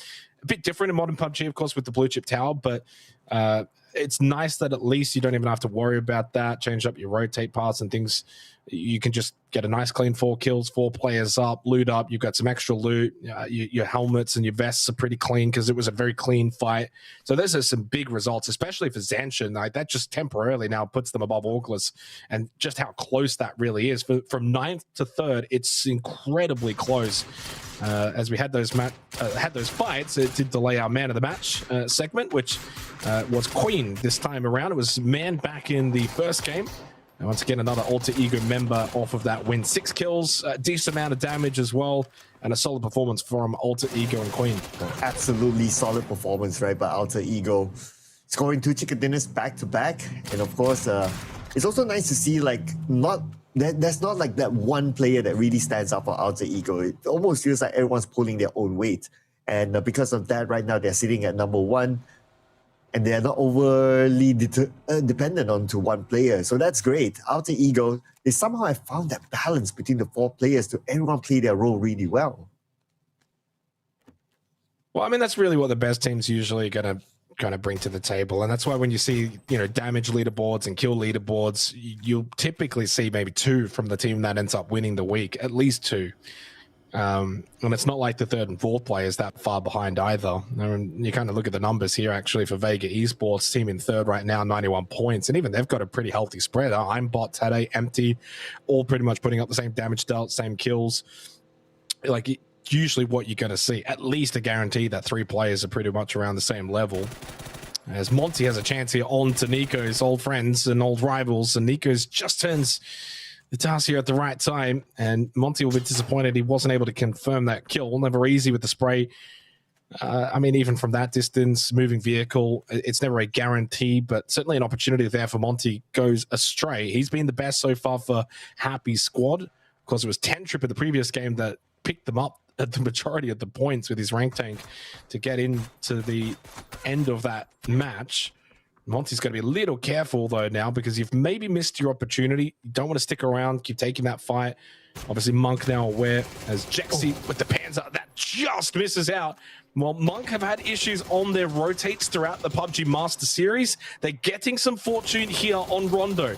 I would say over the course of the first 2 weeks, oh my goodness, they've just flipped over the hill as well. Over the first 2 weeks, they absolutely lose at least 2 players in those 2 different fights. This time they've lost no one. So they get a reprieve. They get a bit of luck. They've struggled with their rotates. They've had real big issues with that across all of the maps. And I don't know if it's just unlucky or the way that they're rotating, but they get a bit fortunate here.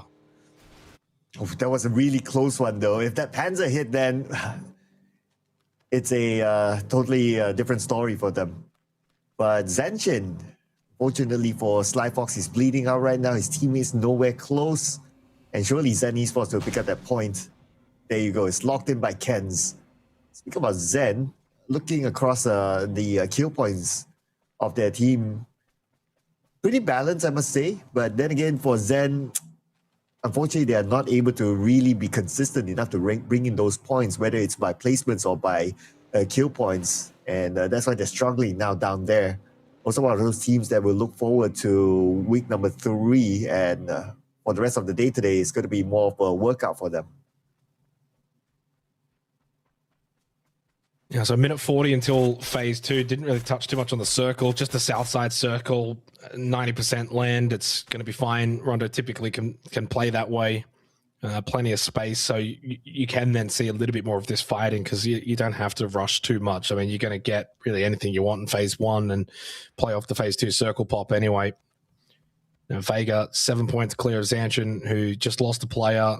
Auglis, an 8-point gap. So it's still really fine margins heading into the last couple of games tonight. Decision-making is going to be so paramount, making sure that you don't overinvest in the wrong fights or over-rotate, going into bad positions. Just got to try and, at this point, just play safe. Play your game. Obviously, know when to get aggressive and when the right times are. Kind of using Orcatera as an example from the last game. I just felt like they were a little too passive, let the pressure come to them, and then they got overwhelmed. They had an opportunity, a third-party Monk, opted not to take it. And then what we saw was the two teams that were aggressive in Vega and Alter Ego, they benefited. They were on the front foot. They were active. They were taking the fights on their terms. So it's just all about making sure that you make the right decisions and the right shot calls. 30 seconds until phase 2. Zanchin coming in very late from the blue. Same with Zen, Alter Ego, and Unlucky around Jadina City. NRG near Rinjiang over towards the southwest part of the circle. But there's pretty much no teams in the southwest part of the circle as we get the overview. Yep, and a lot of teams currently in the circle, but there's also a lot of teams on the outside. Even RZRZ, look how far he is. Not only himself, but from his team. But the good news for them is that not many gatekeepers for now, but that narrative might change now that the circle have shifted dead straight into the middle. And there's not much space to play with the amount of teams currently in phase 2 circle as well. Yeah, I mean, I think the phase 2 circle in Rondo, more often than not, is going to maintain a lot of space.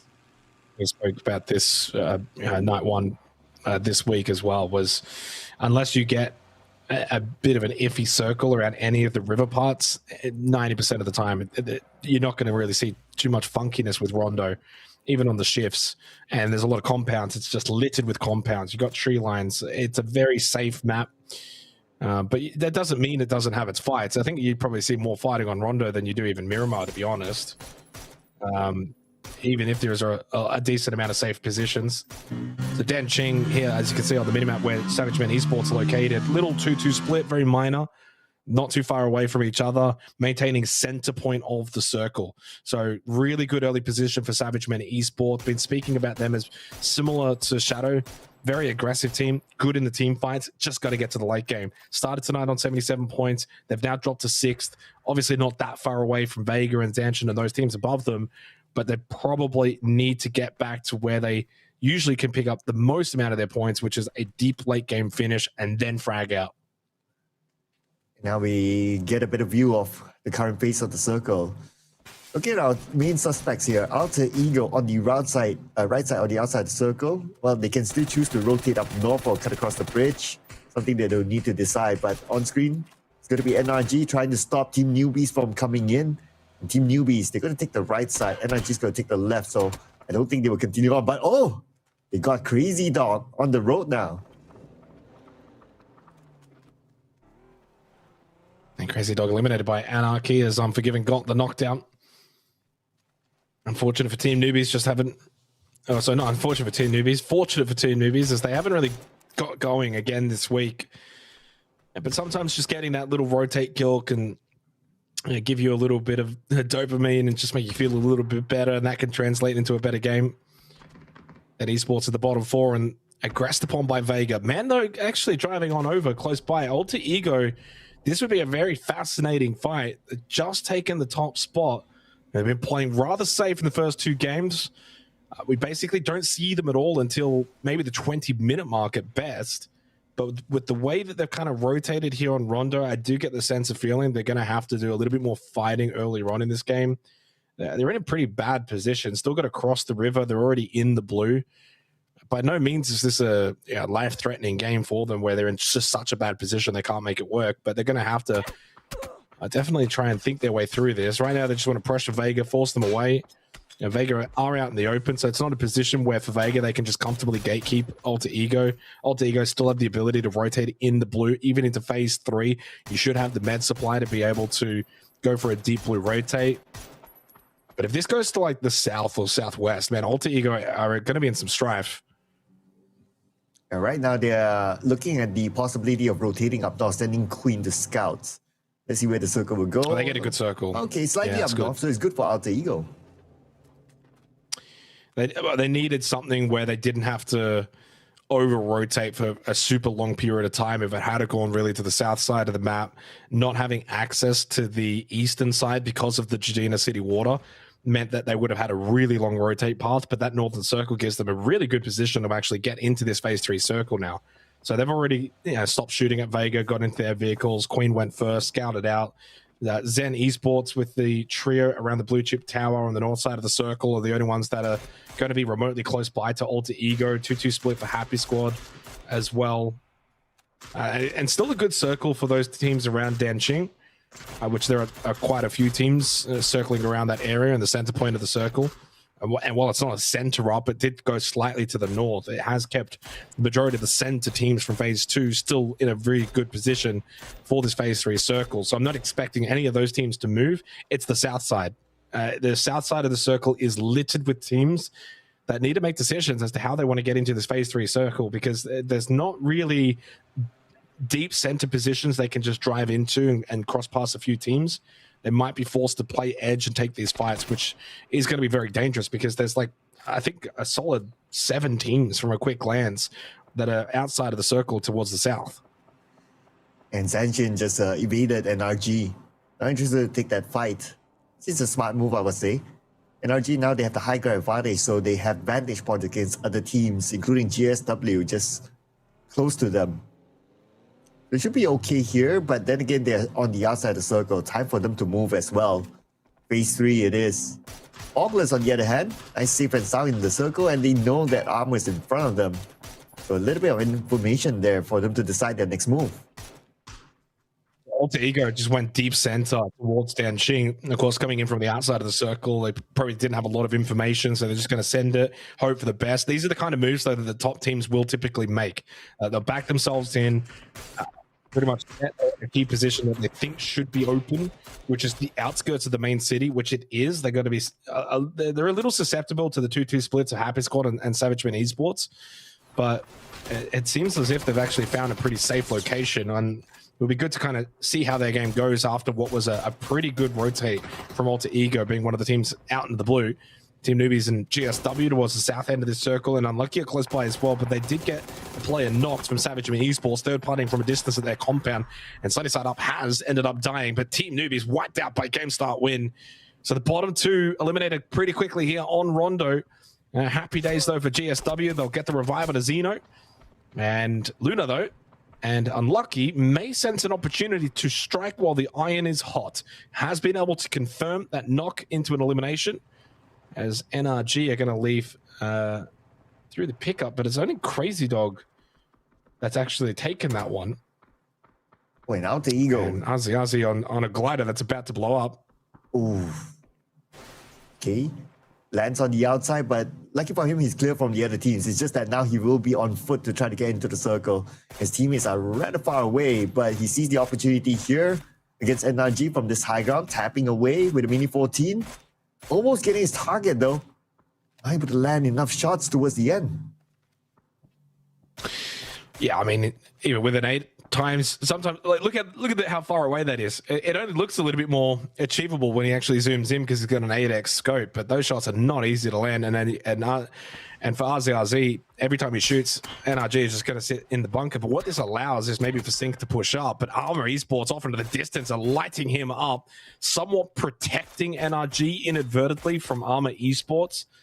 As August now, because of the fact that Zanshin elected to make this play, it's opened up the western side of the circle. August get into their vehicles. They go towards the center. They've actually gone straight onto Alter Ego. Well, not onto them, but just straight past them. In fact, yeah, straight onto them. They've gone right into this trap that Alter Ego have laid. Savageman Esports also wanted to get involved. This has gone horribly wrong for August. They overextended to go for a center point part of this circle rather than playing the edge, which would have been out in the open. So I can understand why they made this decision. Unfortunately, just lost 2 straight away on the entry. And Savageman Esports now in action against Oculus. Between these two teams, they are fighting for the top 4 spots. Oh, Nane on the inside. Oh, wow, that's a big fight win for Savageman Esports. So down a player, but you get rid of August. You're only 1 point behind them. It's been a big game from Zanshin, but they're in a pretty poor spot on the south side of the circle. But if they can win the fight against Armor Esports, that's going to really set them up for this game. And the storylines continue to develop for the same teams. Those teams battling for third, the top 2. Haven't really made a move just yet in terms of fighting, but Alter Ego made that really big rotate. As you can see on the minimap where they sit, they had to push past like 4 teams to get there, got there comfortably, and then haven't overextended, haven't got aggressive. As Shadow Esports are pretty close by to them in the city of Danxing. And they're trying to get Sean. Oh, it's a big nade. Oh, that landed right on his head. Nice one by Asu there. And because of that, they cleared the rooftop guy, and that will allow them to move forward. Well, that was not a bad nade attempt either from Ken's, by the way. He's throwing that from across the other side of the compound. It doesn't connect, but he won't know how close it really was. Phase 5 circle pop. And this is going to be quite big if it doesn't stay around this city point where a lot of the safe locations are. And as it has popped, it's centered up right on top of Savageman Esports. And the location that August tried to crash for good reason in the end, as Zanshin are doing a decent job here against Armor Esports. Remember, Zanshin only had the 3 players, and they've now put themselves into a 3v3 by getting rid of Cherry. 7 kills already, 4 points behind Vega, so they've been able to close that gap, leapfrog a couple of teams such as August and Savageman Esports. Catch a suspect, just getting a little bit too aggressive near the Darcia coming out from that bowl. Easy flush for RZRZ. It's been a really good game for Zanshin. From Zanshin, so far so good. 8 kill points so far, and they're looking for more. They probably can hit the double digit here. They can eliminate Armor, but Armor, Dusky down, points still can be picked up. But Akosire, now he's the last man standing for Zanshin. All of a sudden, because of other teams around the corner. Yeah, I mean, it's certainly not ideal for Zanshin. They'll feel a little bit hard done by. They were doing so well in that fight, and then just the case of the open area terrain, unlucky nearby. Monk had a little bit of vision on it. Akasare goes down. Armor Esports are in a bad spot now, even though they've technically been able to stay alive. Unlucky, I think, are going to close in on their position. Yeah, there you go. Double kill nade from Fevin. And so they get eliminated anyway, down to 9 teams. Monty and Happy Squad 4 up towards the late game. This needs to be a big one for them to stay in that battle for the 3rd spot. They lose Elgin Bots, though, to Savior and Upchen. Aimbot wins the battle against Monty. Thought Monty had him on toast. He did not. Aimbot with the quick reaction. And Happy Squad are just quickly eliminated from 4 players standing to dead in about the span of 40 seconds. That was way too quick for a team that needed to pick up points to stay in the race for 3rd. They only got the 3 kill points from this game. And right now, looking at the overall charts, Vega Esports is still in the game, though with 1 kill point, but there's still a lot of room for them to gain more points here. Savageman Esports on their tail. Whereas between Alter Ego and Shadow Esports have been pretty quiet as well. They are in the circle, they have a compound, so they don't have a big reason to really find fights. But speaking about Alter Ego and Shadow Esports, Setsuna would have loved to get that knock. Yeah, and I don't want to open up this can of worms because we're down to the last 8 teams anyway, so the likelihood is Alter Ego and Shadow will both pick up some points, or at least one of them will. But if there is a world where they both get nothing extra from here and Vega get like a 20-point game, it would give them the smallest of chances then going into the last 2 games to still fight for top 2.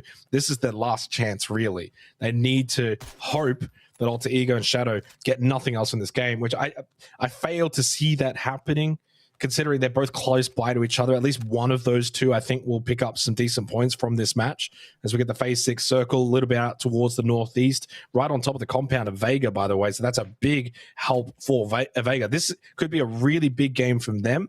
They just need to hope that Alter Ego and Shadow kind of take each other out, both not really pick up a lot of extra points, and then Vega go and have at least a 20-point game.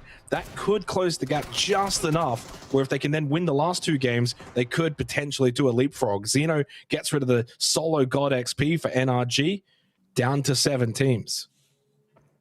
7 teams and Shadow Esports on the outside of the circle right now. Alter Ego can stop them from coming in. And if they can do that, eliminate Shadow Esports, Alter Ego can pull away at the top. Now, on the other side, we do have Monk also looking to come in, but that road is just not helping them at all. But if the commotion between Alter Ego and Shadow Esports starts, then Monk would have that space to cut across. Yeah, I mean, Monk's got a good opportunity here in this game to just pick up some kill points towards the back end. They've got 4 players alive, and so does Shadow and Alter Ego. So those 3 teams with 4 up are all close by to each other. And then the other one is Vega at the compound, who aren't going to push out, not at this point, but they might have the ability from that position to maybe third party from a distance. Is unlucky.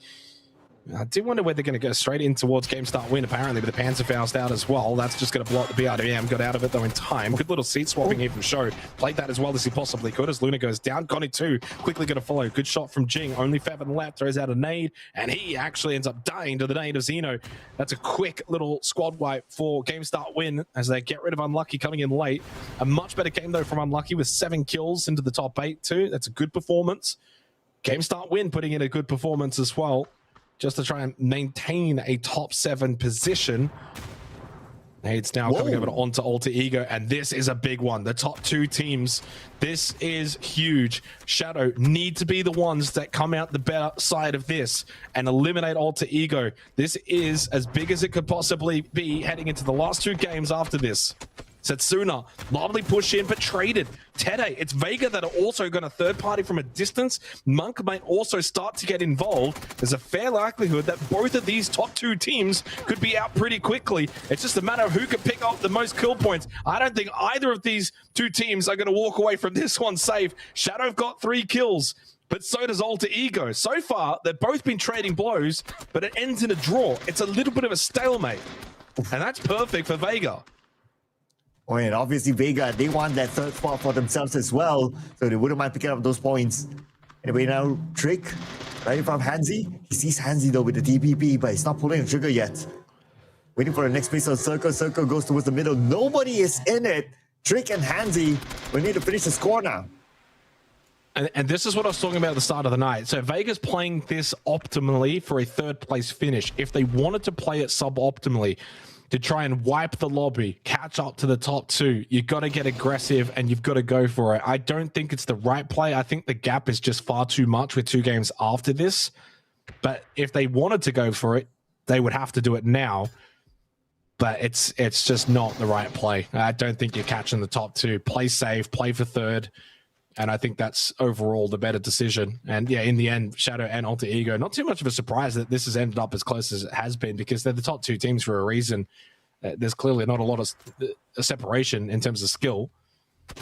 And Trick and Alter Ego, of course, this is better for them that it's ended up in a stalemate, having already got that little gap to Shadow.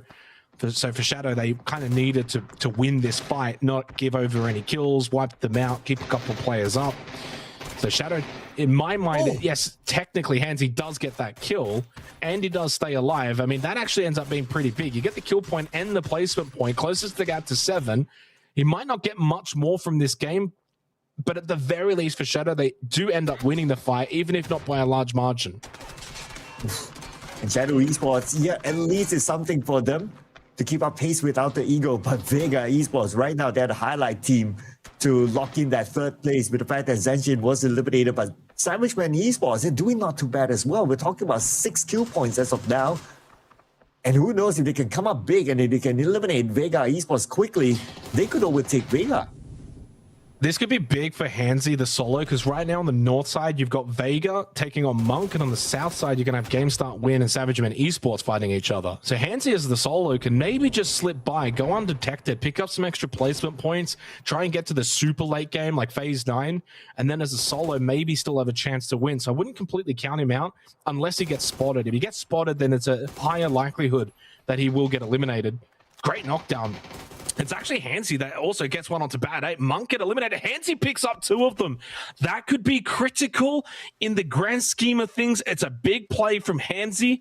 Now, his position is known most likely to Vega, potentially even Savageman Esports, but there might not be a lot that either of those two teams can do about it directly right here, right now, especially as X-Men have got to deal with GSW knocking on the front door. Xeno knocked down by Lunlun, though, on the backside of that building. Jing now to come over, provide some cover.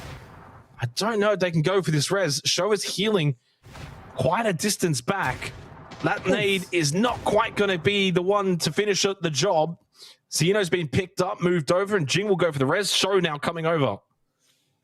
And UpChen down, thanks to the molly by Jing. The rest of Savageman Esports, Savior's going in. And Lunlun just needs to keep an eye on GSW. Right now, GSW, they're in a desperate situation. The blue will close it onto them soon. They're trying to find an opening here. They can get another knock. It's a definite rush for them. But UpChen is back up again. And while this is happening, Vega are just kind of scoping out the north side. I think they've looted the bodies of Monk, getting some extra utility. Jing, lovely nade on to Savior. This is now your push time. 3v2 in favor of GSW. UpChen trying to go for the heel. Lovely little angle pick there with the TPP camera from UpChen. Hansi's been eliminated, by the way, while this is happening. Shadow out in 4th. It's a 4-point gap. And Vega now should be winning this game. Especially with the fact that X-Men and GSW are putting each other to the sword. Show with a double kill into Lunlun and Savior with that molly. Tere comes in. Vega want to try and clean up as much as they can. It's not going to be the biggest kill win for Vega, although it is still only a 3v2. GSW in a pretty bad position. It's going to take something miraculous for Jing and Show to win from that spot as they push out. They're just pushing into the firing line. For Vega Esports, fairly likely this will end up as a potentially 5-kill win, dying to the blue at the end for GSW. It's a win, though, for Vega. Really good performance. In the end, that compound that they were playing out on the eastern side of the circle paid dividends as they get the chicken dinner for Game 3 here on Rondo. The gap to the top 2 spots, likely too much for them. I think with 2 games to go, would take something extraordinary. But it does now set them up nicely, Cloud, for 3rd place. They can hold on to this with 2 games to go. Yes, and we can see the relief in the face of the players of Vega Esports after scoring that chicken dinner. They know that, okay, we're good guys right now at 3rd place. But then again, the job is not over yet because there's 2 more games to go. And mathematically, it's still possible for other teams to catch up to Vega. So they still need to keep the pace. And if at least they found their formula again to like, okay, how to win games. If not win games, at least try to survive as long as possible, pick up a few kill points along the way, and keep themselves abreast at 3rd place. Yeah, 100%. I think for Vega, they've been really good over the first 2 weeks. They would have been a little disappointed maybe with the first 2 nights here for week 2, just based on the fact that they're clearly in contention to be a team that can win the entirety of the PUBG Master Series when it's all said and done through the 4 weeks. So when you've got those kind of expectations, then you got different metrics that you're going to follow compared to other teams. But clearly tonight they've been far and away better, deserve the win. Again, I don't see a world in which they're going to challenge the top 2 with just 2 games to go. There's still going to be something like 35, 40 points behind. That kind of margin is typically unreachable in 2 matches, barring the 0.1% extraordinary circumstances that certainly can happen in a game like PUBG. But I think they'd be pretty satisfied even if they do end up finishing in that 3rd place. Of course, they missed out on the full 100 points back in week 1, arguably on their overall form. I think they definitely could have deserved to get that. But, you know, that's still 80 points from week 1. If they can finish 3rd, that's 60 points. That's 140 points and puts them in a solid position going into the last 2 weeks. So holding on to 3rd place still ends up as a big result for Vega if they can do it by the end of tonight. Yeah, and the contention also has to take into consideration that the fact that Alter Ego and Shadow Esports, both of these teams still doing pretty okay. though it's not a top 4 finish for them in this round, but then again, it's still a decent amount of points collected thanks to the kill points and also a couple of place-on points to come together with it. So the battle for the top 2 is still between the two of them, Vega Esports. Yeah, I don't think they will be any part of that, but then again, their battle is going to be different. Their battle is going to be up against Zanchin, Savage Man Esports, Oplus, maybe even Happy Squad, depending on how big they can come up with in the next few rounds. Yeah, and as we just saw on the highlights, that was a fun little battle between Alter Ego and Shadow Esports in this game. PUBG is kind of funny game. Sometimes you have, when you do have the 2-horse races, which typically happens in PUBG, but they don't always meet in the battlefield, certainly 4-on-4. And so to be able to get that was really fun, and that certainly could have dictated the overall race. I'd say it kind of ended in a little bit of a draw, but Shadow did technically win it out, 4 kills to 3. From there, they got an extra placement point, and then that just kind of closed the gap back down to 4 from memory with 2 games to go. So it was 9 going into the game, brought it down to 4. 4 points, as we know in PUBG, is basically may as well be 0 going into the last 2 matches. But it's great for us as viewers and those following, because with 2 games left, the point differential is basically nothing. Still got that battle for third, but Vega now with a little bit of a gap. And then, of course, it's not like, well, the battle for third or nothing. I mean, technically, when you kind of look at the PMS rankings, 4th place and 5th place, you still get 50 points. So if you're in that kind of 6 to 10 range, you're still going to benefit from trying to at least get 4th and 5th as well. So all of those little micro battles will continue heading into Miramar after this.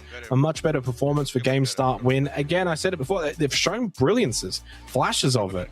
They just don't seem to do it often enough to compete with the best teams. Savage Man Esports, decent game, 8 kills, keeps them in a good position. And yeah, Shadow Esports just getting a little bit extra over Alter Ego to keep that gap close.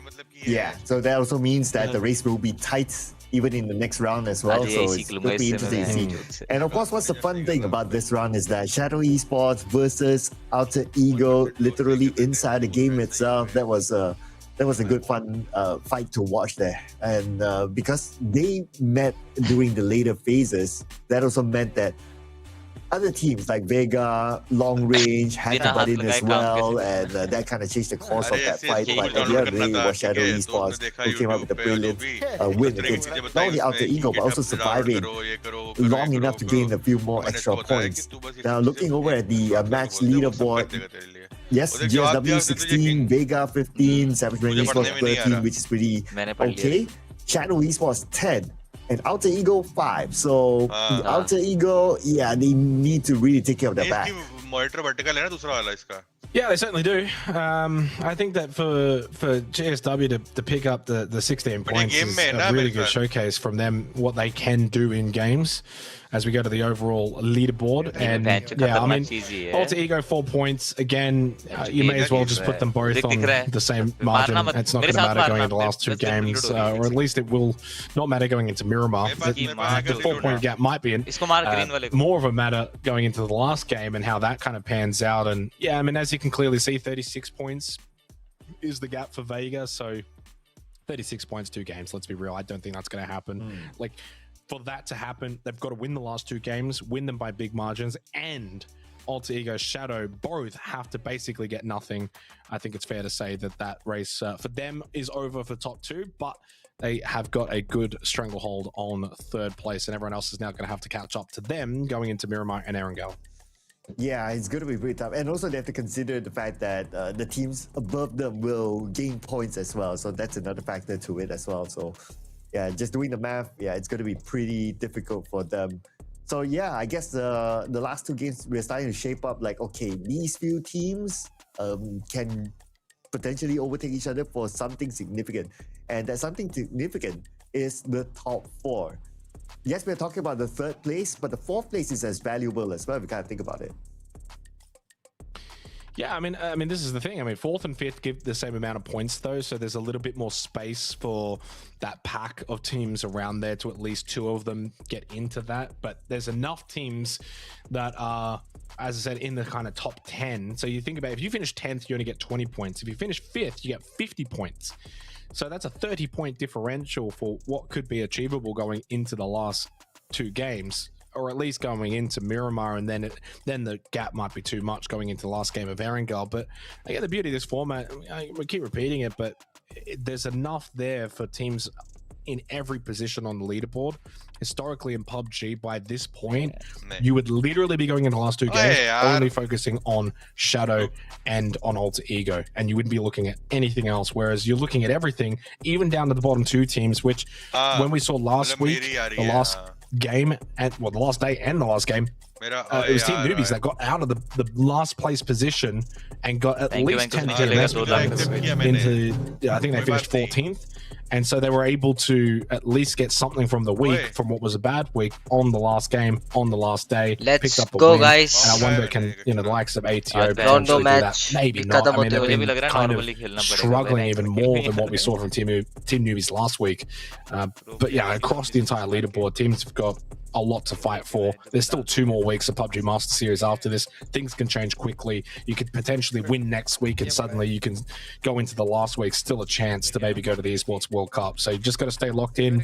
Big 2 games coming up, and for all 16 teams, it's about trying to maximize as many points as they can get to finish in the best spot. Yes, and the Esports World Cup is the dream of a lot of these teams as well, to go there. There's a lot more prize pool waiting there, Esports World Cup, so surely they want to get there too. But only the best 2 from APAC will qualify there. It's definitely not going to be an easy feat, considering that now we are towards the end of week number 2, and we're starting to see that, yeah, there's no one team or 2 teams or even 3, 4, 5 teams that truly dominate the lobby. That makes an intriguing race towards week 4 and week 3 and week 4 later on, to really see like which team collected enough points to be in the top 2. Yeah, absolutely. Zanshin has actually surprised me a little bit this week as well. I mean, the fact that they've been in such a good contentious position for that 3rd spot, when last week they finished 9th, they weren't really in the race towards the top 4, certainly not for 3rd. I think it ended up being a 30-point gap by the end when it was all said and done. They started very slow. They had a good last day though, and this is what I was saying last week on the final day. You finish strong, and you can kind of take that form into the following week. And they're certainly a team, I think, that was reflective of that, where they finished as strong as they possibly could to close out last week. You know, a 3rd place, a 4th place, a 2nd place. They had a bunch of kills, and that was off the back of what was the first 2 nights that did not go their way. They finished strong. They come into this week, and they've put on a good performance. And so, again, it's something that a lot of teams can kind of take, is if you finish strong, you can potentially take that into the next week. Otherwise, if you finish poorly, then it's like your mindset throughout the week is just negative, and that can kind of cause you to start poorly. And I think starting well, now that we've played the 2 weeks and we've got 2 weeks to go, it's pretty evident the teams that start well tend to finish well. Not all of them. NRG this week started incredibly well. They were first up through the first 4 games. So after 4 games played, NRG were the best team. They'd won 2 games. But then since then, they've just dropped off, and 7th, no kills, 11th, 11th, 11th, 11th, and the list goes on. So it's not always as if it's like this hard set example where if you start well, you're going to finish well. But more often than not, that will be the case. Yeah, it's going to be real exciting to see the next match as well. And of course, we're going to get into Miramar after this. It's going to be a big map, and the terrains are just harsh here. The past few Miramars that we've seen like open kind of circle Miramars. We've seen like Miramars that end in a compound area, and we've even seen Miramars that end in one of the high ground areas as well. So all of them brings different dynamics, and this will definitely be a big test of versatility to all the teams. Yeah, I mean, Miramar plays, I think, pretty differently to maybe any other map in the pool right now. Just the nature of the wide open terrain, couple that with the higher leveled terrain too, so the mountain peaks, then you've got the flat open fields areas, you've got Death Valley areas. Some areas have got a lot of buildings, some lack a lot of buildings. The trees aren't really there on Miramar either, so you get the trees on Erangel, Rondo, Tago. You don't really get them all that well on Miramar. So I think it plays probably the most differently, and a normal typical Miramar lobby is going to be probably 15 minutes of nothing. But then as the circle shrinks and shrinks, because there's usually more open spaces, etc., then it just kind of pops off, and you go from, 60 alive down to 30 alive in a 3-minute span, and suddenly becomes one of the most exciting maps when all of that's happening. And that's just on a general basis. Of course, there are some Miramar games also that end in a lot of city finishes. I feel like it happens maybe more often on Miramar than potentially others. But it's going to be a fun map to kind of continue what's been a really good week and a really good 2 weeks of the PUBG Master Series, because with a 4-point gap, 2 games to go, we're not always kind of that lucky. And I think we've been pretty lucky over the first 2 weeks to have 2 solid races. You think back this time last week, it was August and Vega Esports battling for that top spot. Now that finished in a 5-point differential. And so going over that game, it was the night where August picked up 2 wins, Vega got a second, 2 thirds, but it was a third with just the 1 kill point. There were opportunities for both of them. In the end, it was just the 5-point gap that August were able to get because of those wins in the middle portion of the night, just saw them then hold on. And I wonder if maybe it'll end up being similar here, because it's so far played out similar in a lot of ways. Alter Ego winning games 11 and 12, taking a small lead. Is that going to be enough to hold on? Because last week it was games 12 and 13, and then that was enough to hold on for August. So we'll see what happens, but I don't think you can hold on to a 4-point gap with 2 games to go unless the other team also plays incredibly poorly and gives it to you. By the way, we've kind of been waffling on because the lobby did get remade, and I think that goes without saying. We should only be another minute or 2 out from getting underway, but hence the a slightly longer delay before we get this one underway. Yeah, I like that you reflected on last week as well, right? So it does look like we're heading in the direction for this week. It will go down to the last game. The point differential is small. And it'll be interesting to see, like, okay, if it goes down to the last game and it goes down to the last circle and the point differentiator is like just like 1 or 2 points, and it happened to be like Shadow Esports and Alter Ego fighting up for each other for that chicken dinner that can decide on who becomes the number 1 team. That'll be super interesting. It can't go any more tighter than that. Yeah, and I'm kind of, since we got a very small amount of time, I can't imagine, we're 30 seconds away from starting, but with the PMS points, don't forget, of course, August picked up the 100 last week. So if they can even just maintain around 4th and 5th, that's still 50 points, 150 as we get underway. Boys. With Miramar. Second last match Vega of the day. Had the 80, so Miramar, it looks like maybe 3rd is probably where they're going to finish. So that's obviously 140 points for them. So technically, even though Vega's going to have a better week 2, because August won last week, they're still going to be ahead going into the last 2 weeks on the overall PMS boards. And because Shadow and Alter, they also only picked up the 40 points last week. Even whoever wins between them will probably still be behind August if August finished in the top 5. And the loser who finishes second, I probably shouldn't say loser, but whoever finishes in second will be then still a little bit behind the others. They'll only be on 120 points. So that's a couple of points behind the 140s and the 150s going into week 2. So it goes to show that it's not just the race that we've got here and the one we had last week, but going into the last 2 weeks, you've got the overall PMS board, that race then now becomes part of the storylines as well that are going to get built up.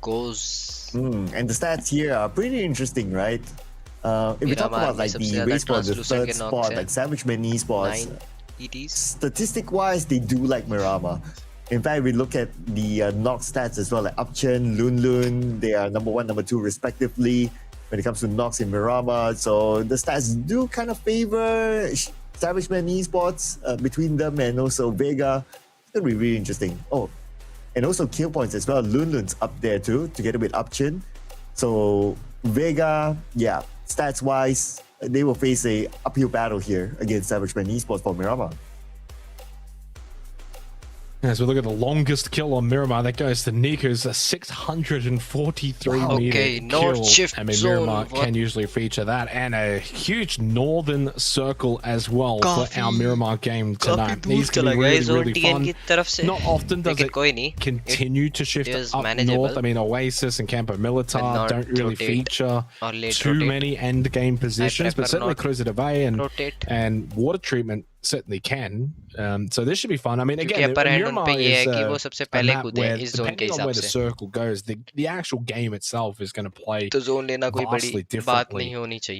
What buildings are in those positions? Is it open fields? Are there some more cactuses that maybe can be used? They're horrible trees in comparison to the other maps, but dips, bowls, what's the terrain like? Is there high ground positions? So, well, it's too early to call right now, considering it's only phase 1. The northern side of Miramar typically plays very differently to the south side. There's a lot more of the, you got one mountain over here, one mountain over there. They're not as interconnected. There's gaps, so you've got more valleys. The roads are going to play more of a factor. So you're making these decisions of, you're going up top of this mountain. What happens if it shifts away? Can we come down, or vice versa? Do we have to go up a mountain? Whereas the south side's more of the open field, corn, wheat kind of area. Plays very differently. As we go to our man of the match, it was empty with 2 kills, apparently. Vega Esports spreading the love. They didn't get a lot of kills from their win, but they got the win. So that's the main thing. Yeah, because of that, they break through the 100-point mark there to be still holding on at 3rd spot. But the gap difference between them and Savage Men Esports is actually not bad. You gotta think about it. Like 15 points is a pretty healthy gap between the number 3 and number 4. So they can still kind of like, okay, if they don't do that well this round, maybe just pick up a few points here and there, they might still get that 3rd spot by the end. Yeah, but it's going to have to start now, isn't it? Like, you don't want to have a 15-point gap going into the last game on Erangel or anything sort of 10 plus.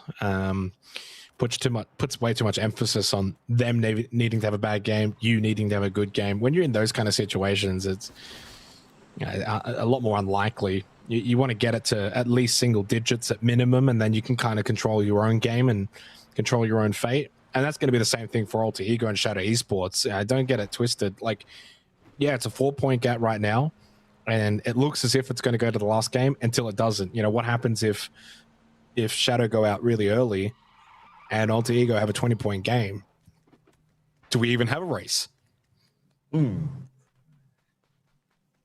Yeah, if it's like a 20-point gap towards the last game, then yeah, it's like 20 points gap, one game. Then it's like so Miramar is just as big to the race overall as Erangel. And so for Shadow Esports, you can't afford to have a poor game here in the event that maybe Alter Ego to have a big one, and vice versa, considering it's only a 4-point gap. Shadow Esports go and drop 25 points this game, which we know they're capable of, and Alter Ego don't get anything from it. Well, suddenly then it's a 21-point gap, 1 game to go, and it's well, good luck. Like, so this game of Miramar is just as potentially defining. That may end up similar to what we just had on Rondo, where it doesn't change too much. Asadia, what a wonderful drive-by headshot onto Kens. That was incredibly quick. And look, they need all the points that they can get for Savage Men Esports. As you said, what was a 15-point gap, now 14, is very achievable to sort of just break that down a little bit, get it into single digits, and have a good crack then going into Erangel. But again, for Savage Men Esports, it's just, can they continue to combine what is usually good starts to their games, but with also the late game finish? So that's going to be the path forward for them, because Vega's going to feature in most of the end game scenarios. Like, they're just so consistent at that. Yeah, they're really good when it comes to the late game. If they're able to survive, like, okay, at like phase until like phase 5 or 6, that's where they'll start to really turn up the gas and able to bring in those not only kill points, but also able to survive, just like how we've seen in the previous round as well. But with this kind of circle that we're getting, yes, Vega, they are in the circle, so they have a little bit more time and space to play with. But for the teams on the outside, it's going to be a long rotation for them. And I can expect to see like those teams who are far off, they will just rotate all the way up north to get into the circle. It's an easier entry in rather than trying to go through the regular path of the southern side of the circle to come in. Yeah, I mean, the southern side of the circle is just typically going to see a bit more of a feature, because there's no one that can come in from the north side, as it's at this point even just outside the map. That's just not possible. But what you will probably see is teams on the south side won't just go directly into the circle. They'll rotate west, they'll rotate east, they'll then try to wrap in towards the north side. But even then, I don't know if they'll do it too much because it's very unlikely that this circle will continue to go far north. And so you'll probably see teams want to try and just center up as quick as possible, which has kind of already happened. I mean, teams have rotated pretty quickly. Unlucky's in a good spot. Cruiser Devel, Armor Esports moved up really quickly to take a center spot. Shadow Esports in a good center position as well. Auglis going to go play the terrain just slightly west of center. ATO's kind of directly below them. So it's already a lot of the really good prior positions, center circle, knowing the circle's likely going to stay around there for this game, have already been taken up. Okay. Exactly. Application here with another team. It's more like a drive-by. And it was Zen Esports, and they will surely not stop here. Bit of an open space between themselves and Zenshin, but thanks to the trees, Akos is not able to land his shots clearly. Yeah, never that easy on the moving vehicle sometimes. Zanshin at the moment sitting in that 4-5 position. So 4th and 5th, you may as well just look at it as the same. They both give the same PMS points. There's no difference. You're pretty happy if you're 5th or 4th by the end of tonight with the way things have gone. But because they're so close to Vega, they've still got something to fight for. But yeah, 50 points, of course, for 4th and 5th. And then 6th place and 7th place both get 40 points. And then it just kind of continues to trickle on down, which means if you look at NRG right now sitting in 9th, unfortunately for GSW, while they're in 10th and on 20 points, they're kind of a distance away from battling, I think, at least for that 4-5. Although, to be fair, it's, 24 points the gap for game start win, and they've started to find a little bit of form. So these two games important because they could potentially go from as low as, the 20 points, I don't think they're going to get overtaken, to as high as 50 points if they can get to 5th. So that's a big jump. And considering they actually picked up, I think, some decent points from the first week. Yeah, they did. They picked up 60 points from the first week. So that could get them to 110 points. And that would then salvage, I think, a week where, again, showed good glimpses, played some good PUBG, but didn't quite have a good week. 110 points still puts you in a really solid position going into the last 2 weeks. So GSW, another team to watch, and we are watching them right now as Faith takes a few shots over towards Show and Xeno, but they've got a lot to fight for. These 2 games mean a lot for Game Start Win. Hey, we did talk about inspiration early on today, right? So if Alter Ego can do it across 2 games to be number 1, when they had that 20+ point gap, well, who knows, right? If GSW can actually pull that one off. So I don't know. I'm just having a bit of a copium here to maybe see that happen. And if that does happen, it'll make a good storyline. You can see here, so 5 seconds till the phase 2 pop. There's only one team, which is, funnily enough, Game Start Win, that's north of that road. Oh my goodness, it actually went north. That is absolutely insane. This is a very rare circle. I've been commentating PUBG since 2018, and this is like 0.1% circle for competitive PUBG esports. This is not something that you see typically all that often. I was talking more about, Oasis is maybe an area that I might see once a year. And again, that's just from my personal experience. It's not as if this circle has never happened before in other regions, other games, and ranked and things like that. But this is still a very rare circle overall. Also rare these days too, because we don't play as much Miramar compared to when it first came in. And what this is going to mean though is that instinct is going to be far more critical and key rather than set strategies. This is not something you can typically on a consistent basis scream for and play for and practice. It's pretty much just complete open field out on the north side. There's a big road split now, 50% through the circle. But it is also naturally going to come south. There's just the way that the game is going to prioritize it. But there's only so much room for phase 2 to play south because of that circle split with the road. So suddenly Miramar, which usually plays really quiet for the first 15 minutes, it might see a little bit more action.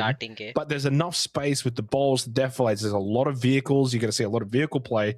You've got Campo Militar and Cruiser Deval that you can backfill into if you need to for safety for now. So there's still enough space. But phase 3, phase 4 is just going to play incredibly hectic. Well, and guess who decided to rotate all the way up north? One of them is Alter Ego. But if you were to look at the map feed, they could have up into Monk, so that's a conversation for later. Because right now it's going to be NRG against Armor Esports, and Armor Esports, they're losing the plot against NRG. But the players currently down on the ground. Suspect eliminated by Faith. They're looking for more here. There you go. Another point in the pocket there for NRG. So far, 2 points, and they will revive a little bit of their hope to maybe break into top 5. Nice connect. Yeah, and I like their position as well. I mean, it's a somewhat susceptible position to a crash. You can't. The thing with Miramar as well, because of how open it is and the long angles of sight, like you can't really play outside your compound buildings as easily compared to the other maps. And as you saw there, even when NRG, they got out those 2 kills, and then as soon as they were trying to run back into cover, they started getting peppered.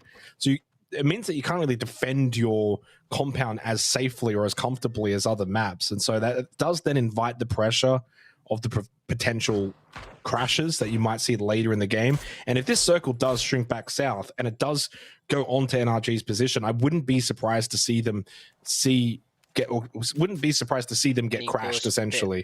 As you mentioned before, Monk and Auglis potentially fighting out. Actually, no, sorry, it was Monk and Alter Ego, so that's just a long-range knock, which does happen in Miramar. Unfortunate for Auglis to lose a player this early into the game. And this is the kind of game where you're certainly going to need all 4 of your players alive.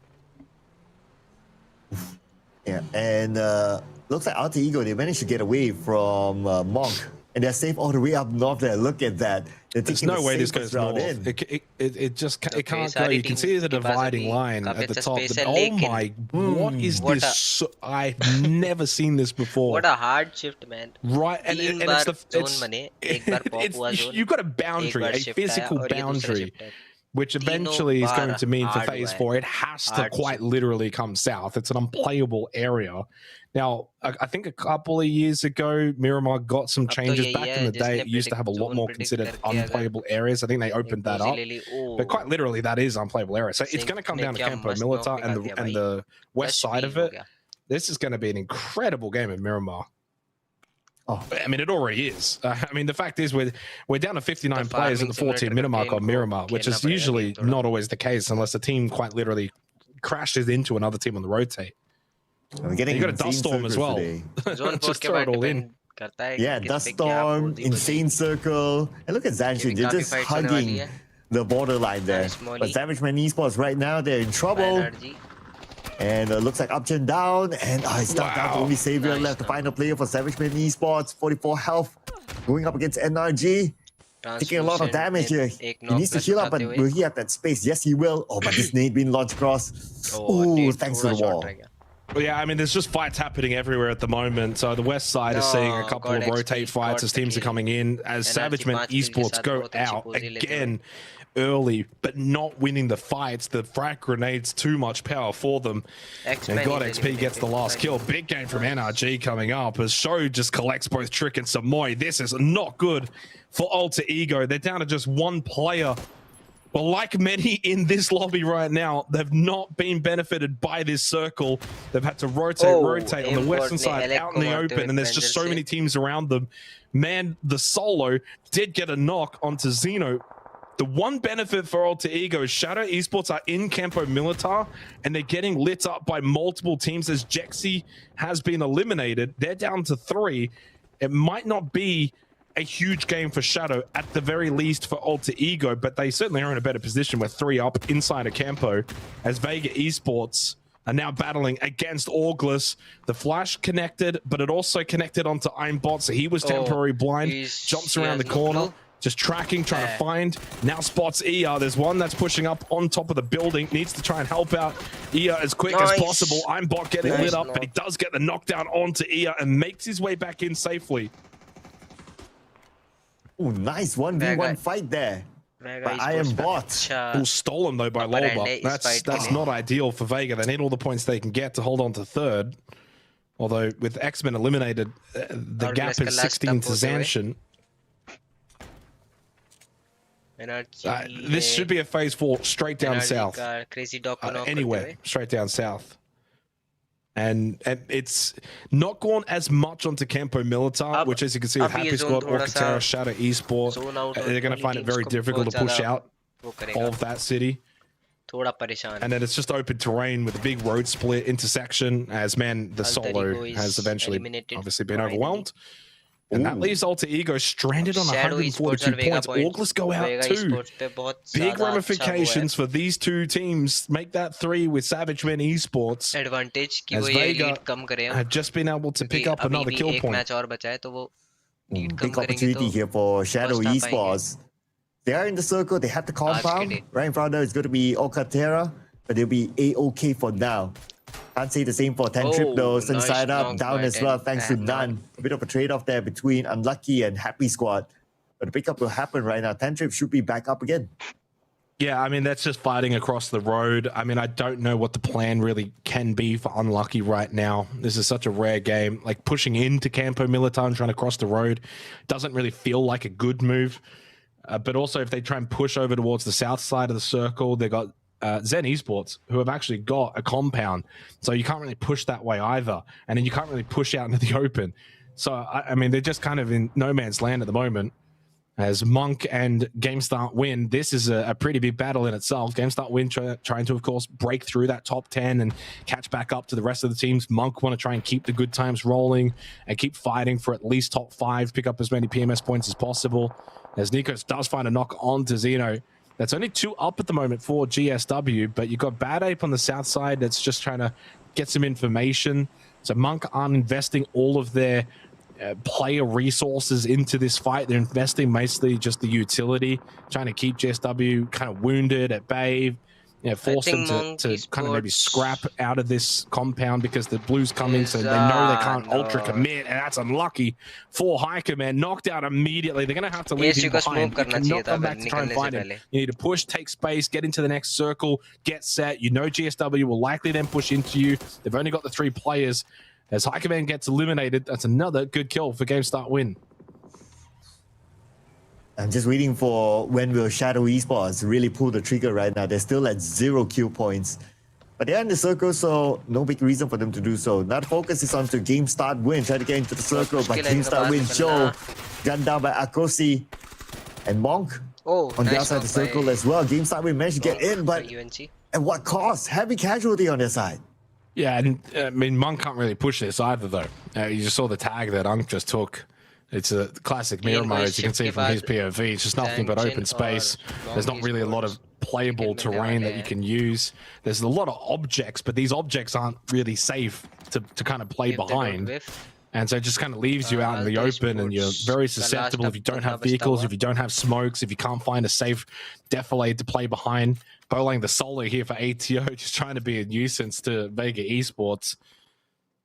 And Shadow, by the way, along with Orcatera and Happy Squad, have all kind of found a nice little safe pocket in Campo Militar. None of them have been fighting just yet. They haven't had to force their fights. Clearly, they want to try and play for the late game. So they're all just kind of slowly moving. This phase 5 circle kept a lot of that western part of Campo Militar inside the circle. So they've all just kind of found a little pockets of space, a couple of buildings. It's going to be great for their longevity. So even though Shadow are down to 3, I think they're in a pretty good spot to be able to go late, get some play some points.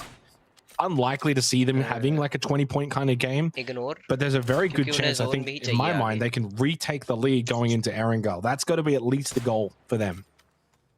Yeah, Bolan trying to land his shots, but the terrain really isn't helping him.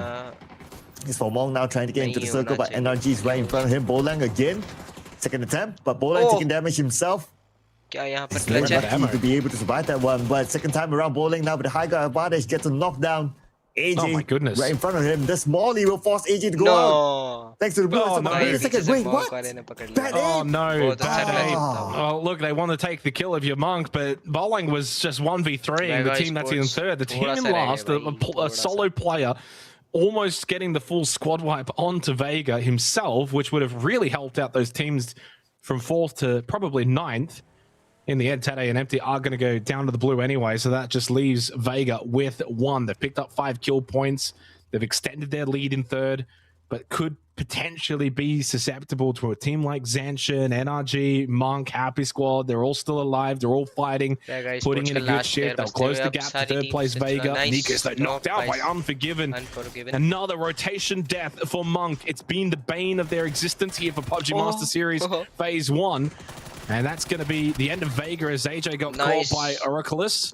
And Monk, again, just can't find safe haven on their rotates. They go out in 10th. 9 teams remaining. 40 seconds till phase 6. Miramar is the kind of map that you could still probably have 50 plus alive at this point. We're down to 30.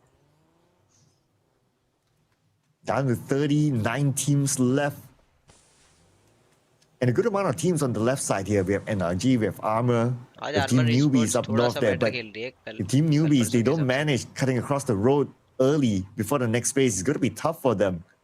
Not much space for them to play, especially with Armor right in front and Zanshin on the other side as well. So Zanshin in a pretty similar situation.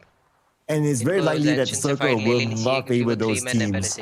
Let's see where we go. Oh, towards the left side. So Team Newbies has a little bit of that circle still.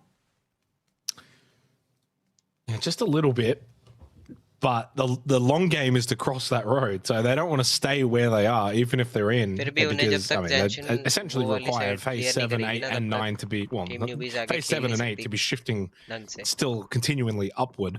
NRG in a good spot to probably get some damage into Zen Esports as well. There you go, knockdown onto Zamjab, but stolen by Feven.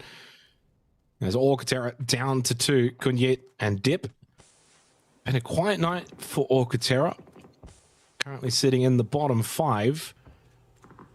But still 2 players up and active and just trying to at least get into the remaining 8 teams for this game. And I'm going to be honest, it's going to be this battle towards Campo Militar that we need to be keeping our eyes on, especially with Shadow Esports, second place team still alive. They have to push out, get into this next circle, and it's not going to be easy. So many teams around here. Zanshin have now pushed in towards Shadow Esports. This is the next fight to be watching because it can have huge repercussions for both Zanshin and Shadow. Zanshin trying to chase down Vega, and Shadow trying to chase down Alter Ego. And we're going to focus onto NRG right now. Trying to stop Team Newbies. Team Newbies, they managed to cut across the road, so that's great for them. They also have to be careful that Armor is around the corner as well. And if they step into Armor's area, they could be surprised by them. Nades galore on the Crazy Dog, but Crazy Dog able to evade those nades, and he's okay for now. Now we're looking at Zanshin down to the one last player. Yeah, Shadow, that's not what you need. They get no points in this game. Same with Alter Ego. So the battle for top spot has left both teams still at the exact same position going into Erangel at 142 and 138. As Zanshin trying to close the gap to Vega. 8 kills in this game. It's put them in a good spot where I don't know if they're going to really drop out of the top 5 going into the last game. It's a healthy little lead, 14 points to Orgless. And NRG also just going to keep them on their toes though. It has to extend. It's only 1 team with 4 up, and it's unlucky. Center of the zone. 25-minute mark coming up. A chance here for Kunyit, but not landing the shots. Difficult, just not peeking around the corner, stuck in the blue, and Algenbots times the peak perfectly to get the knockdown with the M416. It's only Dip that's left, trying to just get something from this position. Got the elimination of the Algenbots, courtesy of Luna from Unlucky, who got the knockdown. As Happy Squad now go down to 1 player. It's the same position as Orkutera, 15 seconds away from phase 7. And you can see Unlucky's position, the only team that has still got all 4 players up. And they're just pretty much only team that's in a safe position at the moment. Look at the battle over towards Zanshin and Team Newbies, and it's Ozzy that gets rid of Unforgiven. Dip, at this point, you're going down to the blue buddy. There's no chance of survival. Orkutera out in 7th, 6 teams left. Zanshin up to 99 points, closing that gap to Vega, down to 12. NRG overtaking Orgless. That could have big ramifications for the overall PMS points as well. As Sync trying to stay alive, he cannot. Ozzy's on 1 health point, gets off the first aid kit. I know he sees his opponent on the other side, but he's not pulling the trigger. I guess he plans to play this safe since he's still on the outside circle. His objective right now is to try to survive this one. I wonder what would the decision be. It's so difficult for him. For NRG, they're looking to push forward into the circle, but Armor Esports is still there. Zanshin on the other side, spraying from behind onto Unlucky. Not able to get a knock yet. They really need those knocks in to cut across. Unlucky. I mean, at this point, you've got to just stick it. 2 seconds left. Try and get Slyfox back up. But playing behind crates 2 players stacked behind a set of crates. Anarchy, though, finds an angle onto NRG, and it's Crazy Dog that goes down there now onto 2 players. And Juan has been able to find a knock onto Goni. That's going to help out Zanshin. A little bit of help from Zen Esports. There's a little drive-by attempt, and it works. Lovely shooting from Faith.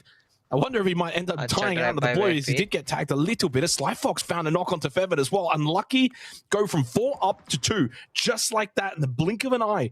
A little combination from Zen and Zanshin, and the ultra impressive Unlucky in this game now suddenly down to 2 players standing, but they do finish off Zen Esports. No chance of revival for Feven. Peak kill for Sly Fox. 11 now for Zanshin, as they're only 8 points behind Vega going into Erangel after this, as we've got 4 teams remaining. 2 alive for NRG, Armor, and Zanshin. 3 up still, though, for Unlucky as they get the revive. And to answer your earlier question, NRG, they survived the blue, and now they're currently in the circle up north. They're heading towards the position where Zanshin is at. So everyone's picking their own corner right now. Zanshin, they're moving towards NRG. NRG just right above RZRZ. What is this circle that RZRZ is just literally walking through an open shooting range? It's just fascinating to see this kind of finish on Miramar. This is just so uncommon. And it's difficult, like you would think, because he's so out in the open, but it's difficult to kind of peek the ridges because then you're susceptible to everyone as well. As Sly Fox eventually does get knocked down, Cherry finds the angle. Dusky got knocked too by the mini of Faith, so that's going to force the revival out from Cherry. And this is a very intriguing finish. And for Unlucky, it's just, I think at this point, play close together. You got 3 players, you got the numbers. Just don't lose players when you're out in the open. Look at this higher ground advantage for NRG as Zanshin finally go out.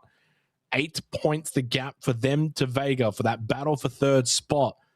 NRG now are also keeping this close. And remember, 4th and 5th both get 50 PMS points.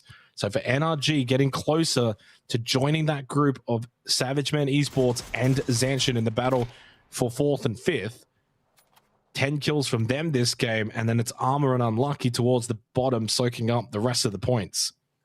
More teams going into the shooting range. It'll be a good advantage for NRG. 2v3 situation. And if they can continue to bring in those points, and they're not far away from Savage Man Esports. Only 3 points difference.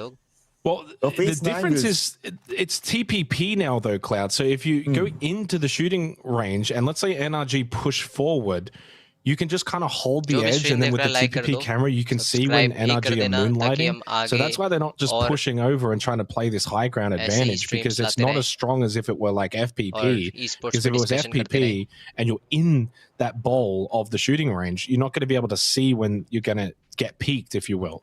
So it plays a bit differently in the TPP meta. So NRG are probably just going to try and bide their time. They'll use their vehicles. And plus also they've only got 2 players. So it's not like they've got a 4-man squad and they can just kind of throw a couple of bodies at a fight, win it through sheer numbers. I think they're playing this rather well. This is just the kind of game you've got to get it down to phase 9 and just play with the circle pushing in. This map. And now that we're in phase 9, Armor Esports, they're the closest to the Blues. So they'll be pressured by it first before any other team. It's not in a good position to be in. Popping up that smoke, try to move forward, but then again, NRG knows exactly where they are. So even if they move in the smoke, a blind spray into the smoke would catch them. Yeah, certainly would. And again, this is where the patience pays off, because they know for Armor, like pushing them is difficult. But guess what? The Blues going to do the job for them to push them out. Yeah, God XP trying to just get this vehicle in, a little bit of extra cover, but that's a good timing from Goni to just peek over the ridge. Again, the power of the TPP. Goni would have just been sitting on that ridge, not showing himself, but he would have been able to see NRG the whole time. And as soon as NRG made that move, Goni just pops up, gets the free kill onto God XP. There's not much Faith can do from here. And it seems as if Unlucky are probably going to get this win. Unless Faith goes out right now, then don't count out Dusky and Cherry potentially playing the other side of the ridge. It is a 2v3, and they're not in a great spot, and Unlucky go aggressive. Goni almost, if he gets knocked there, becomes very winnable for Armor. He is going to be forced back to go and heal up. Smokes go out. And this is still winnable for Armor. I'm not counting them out just yet. There's enough smokes being layered that they can play off. They do have the numbers though. And Unlucky, they have a little bit more space to play. Okay, here they go, executing the plan. All right, there comes the stun grenade. Then Armor just let one go. So right now, they have two different angles that they need to take care of. Nice. Oh, what a molly. Oh. What a molly. Connects onto Dusky. Doesn't quite hit Cherry. Now, Cherry can somehow find a knock onto Luna at the vehicle, who's getting now aggressed by this blue. Cherry's got a good position behind whatever the hell this thing is, this concrete wall. Luna gets back to the vehicle. Quick headshot. That's a little bit of a risky play. Armor played this really well in terms of defensively. Sunny side up might just send it above the ridge line. They're not nice ready for trade it. He by does get the knockdown of Cherry. Dusky trying to play behind it as well. Did get the knock onto Sunny side up. Dusky did his best, but Sunny side up was just very quick to get that knock on the Cherry. Armor go out. Well played. Unlucky. Nice. There were certainly opportunities there for Armor, but they were always up against it. Thought they played that as well as they possibly could in the position that they were in. As Unlucky will get the chicken dinner in what was a very entertaining Miramar, and it's left us as well with the race for top spot exactly where we left it. Coming into this game of Miramar, it remains the same. It's a 4-point gap, 142 to 138 between Shadow and Alter Ego heading into the last game. And the race for third heats up as well between Vega and Zanshin. Yeah, with the fact that Vega went up fairly early in this round, so that opens up a lot of space for the teams below them to catch up. And that makes a very, very exciting last game in Erangel later on, something that we've been looking forward to. And interesting enough, it's no longer only about the narrative of like the top two, but also a third spot as well. So that's going to be really, really interesting for us to watch. And now looking back at the highlights here, circle-wise, this is, like what you say, right? Probably the rarest circle that we're going to get in Miramar. Yeah, I mean, it's up there. It's an incredibly rare circle that I don't even know if I'll ever see it again. And if I will, it might be many, many years from now. Fun one, though, and probably not so fun for the players. I mean, these are the kind of circles where, as a player, you're just left wondering why you even play this game, honestly. It would be horrible to be playing in these kind of conditions. There's not a lot of... I mean, there's a compound right here, but it's out... you know, like... where it ends up kind of finishing is just there's a lot of open terrain. You're just kind of trying to move from object to object. You're just constantly trying to preserve your smokes. They're so important. Your vehicles, they're so important. And naturally, as the case is with Miramar, when you got this sort of like flat plane, long angles, as soon as you're out in the open, you can just get shot from 360 degrees. Nothing ever feels safe. You're constantly on the move, and it's just a scrap. But it was fun to watch. Don't think it would have been fun to play in. Yeah. It's definitely entertaining for us, but not for the players. And like what you said, right? It's not like a circle that you can just like scrim all the time and you'll be very familiar with this kind of circle. Maybe even to them, it's like, oh, this is the first time that they are playing this sort of terrain and what do they do and so on. So a lot of decision making has to happen like on the spot, depending on what kind of situation are they in. But a good play overall towards the end. And this was a situation where Unlucky was in a good spot where they have two different angles to take care of Armor, and that molly was just beautiful to just force them to come out. Well, even that ending there at the Campo Militar shooting range, which I honestly didn't even know existed, to be honest, because I've never seen it end there ever in my life.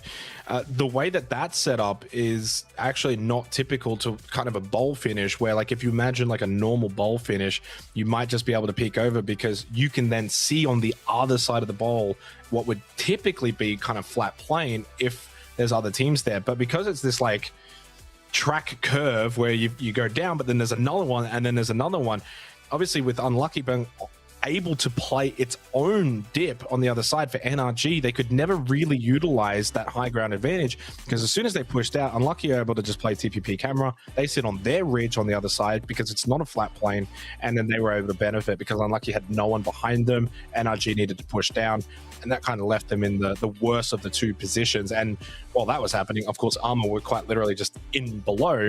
But the reason why they weren't getting flushed out so quickly was because NRG and Unlucky would have been able to counter each other. If Unlucky went early to try and flush Armor, then NRG would have been able to shoot at Unlucky for free. Great game. In the end, Zanshin, NRG, and Unlucky definitely picking up the majority of the kills and therefore the points as we go to the match leaderboard. 20 points for Unlucky. Again, they started really well last week and had a good week, but it hasn't really translated into week two. Big from NRG started really well this week after, of course, finishing last week, and they continue to find some form in week two. And Zanshin now tracking nicely behind Vega, but I can't help but feel like it's strange to see that bottom four the way that it is. X-Men with 1 point, Shadow with 0, August with 0, and Alter Ego with 0, Cloud. That sets us up into Erangel very nicely. Yeah, prior to this match, nobody would dare put a bet on like, okay, Shadow Esports and Alter Ego, both of them could go out donuts, but the reality is as such, and that sets us up for that intriguing final matchup with only 4 points separating Alter Ego and Shadow Esports at the top. And of course, the third, fourth spot there, Vega, the difference between them and Zanjin is only like, what, 8 points? So very doable. And if Savage Man Esports can come up big, who knows? If they can do an Alter Ego, then they could be the one to steal that third spot out of Vega's noses. Yeah, same with NRG, only 2 points behind X-Men. What would be intriguing for me is the contrast in the kind of, not play styles, but maybe how things have played out, where for Alter Ego, it's been more about getting placement points, whereas then for Shadow Esports, it's been more about getting kill points. And Shadow are the ones that are 4 points behind at the moment. So the last game is sort of like you got one team that's clearly getting to the late game, picking up the placement points, and the other team is just kind of killing half the lobby in their really good games. And so if I had to take a guess off of those two play styles, I would prefer to be in the position of Alter Ego. Not only are you 4 points up, but you're a better team at getting to the late game. And so when you already have got a small little lead, it means that for Shadow Esports, they're going to have to pick up even more kills early on and get to the late game. Otherwise, it might get interesting. We're going to go to a very short break before the last game just to build the tension up. A 4-point gap for the top spot, an 8-point gap for the third spot. This last game of Erangel is sure to be entertaining.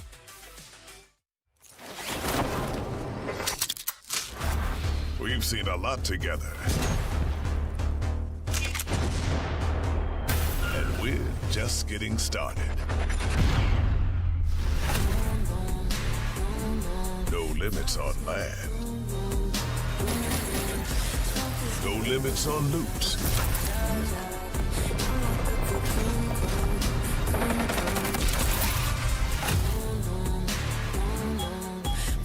No limits on survival.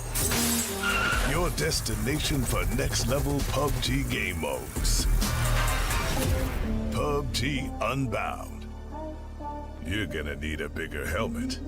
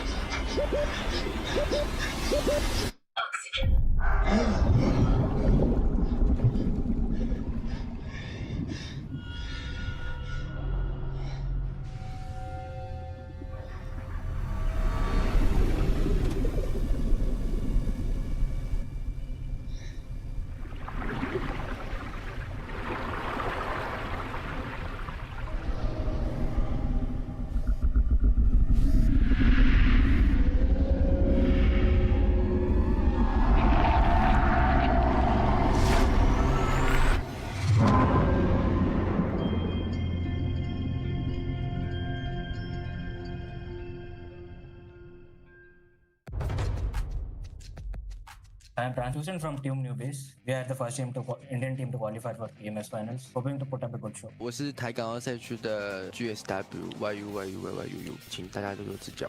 Halo, nama saya Ezar. Di tim saya dipanggil Gops. Kami dari tim Ato. アンラッキー所属のサニーサイドアップです。よろしくお願いします。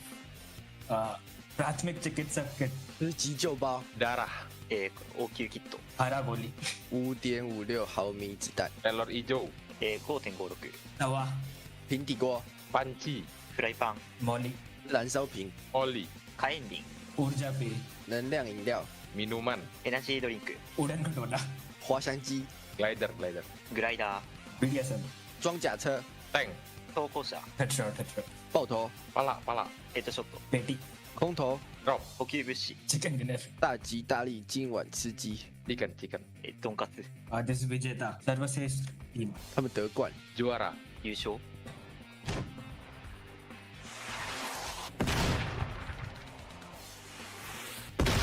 hardcore insane if my teammate does that fucking math mad expert 我觉得太晒了吧！ super banget. Kayaknya dia nggak mau nge-team sama saya. おーってなりますね。if any Indians are watching thank you for supporting and I hope we make a good performance that makes India proud once again thank you 对这季非常的努力，做很多功课，相信我们一定可以得冠。还有感谢所有粉丝的支持。 Untuk PMS tahun ini udah mantap semua. Bagian qualifier dari sampai cup itu udah bagus. Sama untuk fans jangan lupa dukung tim Indo dan tim Atu di final PMS 2026. Makasih. 今回 PMS 日本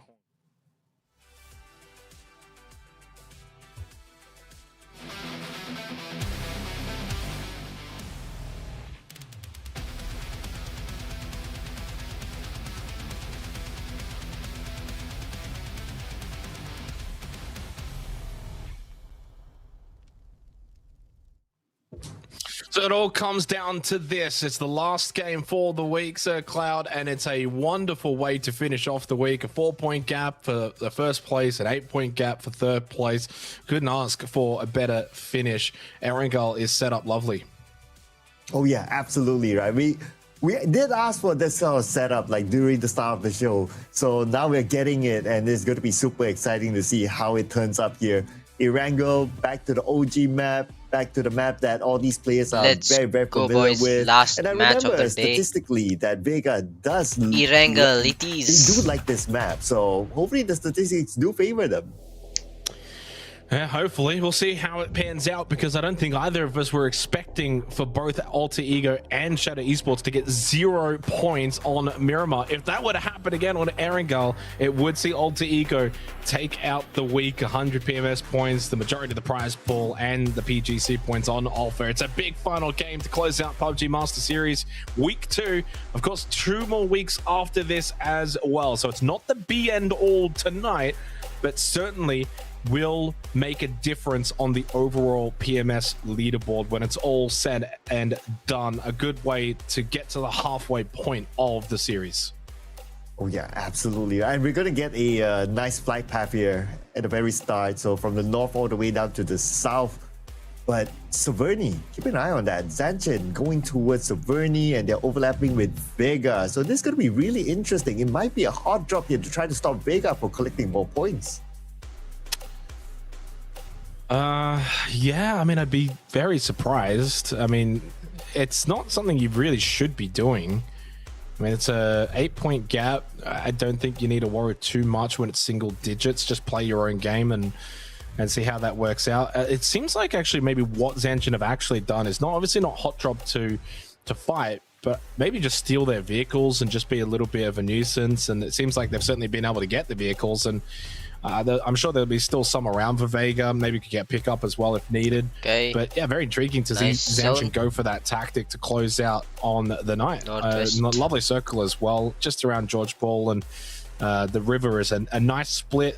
It's probably that 50-50 kind of metric as well, maybe ever so slightly favoring the north side, but more than enough on the south side that you could play both. It's again just set up perfectly to close the night out, as of course when you do steal these vehicles you're going to get away, and Zanchin have been able to get away scot-free.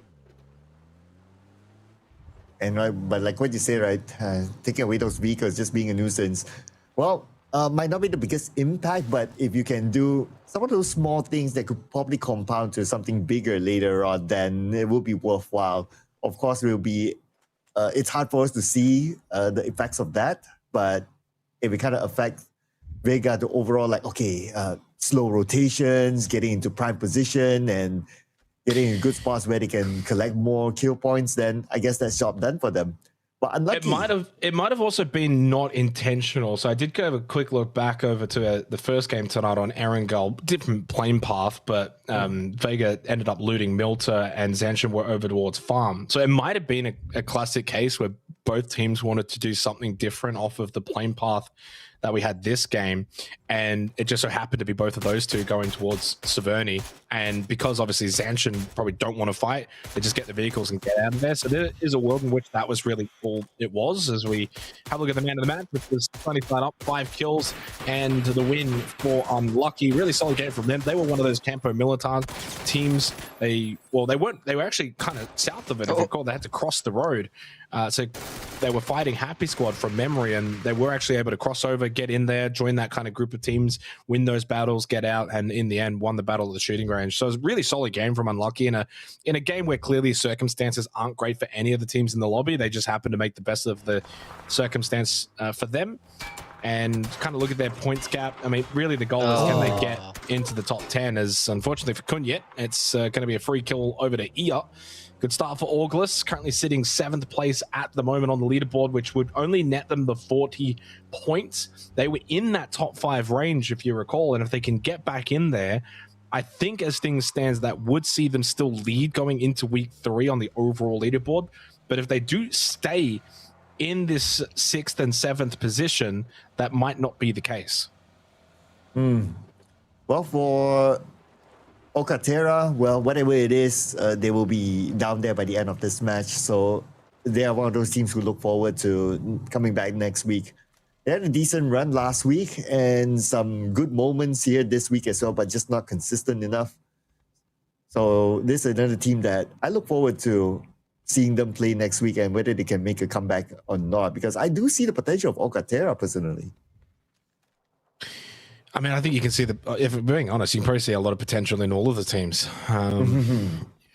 There's different levels of potential. I mean, I think those teams that are probably in the bottom 5 at the very least, I don't know if I see the potential of them winning a particular week. And I say winning as in finishing first, but I think you could make the argument that they're all capable of being in the top 5 position. Oh no! That's unfortunate for Zeno, and very lucky though that it's going to be CJ driving away rather than turning back around, as he just made a little bit of a poor entry, ran himself over, getting out too quickly. Doesn't really matter in the end though. If he gets that win, they'll get the revive. He'll get back up.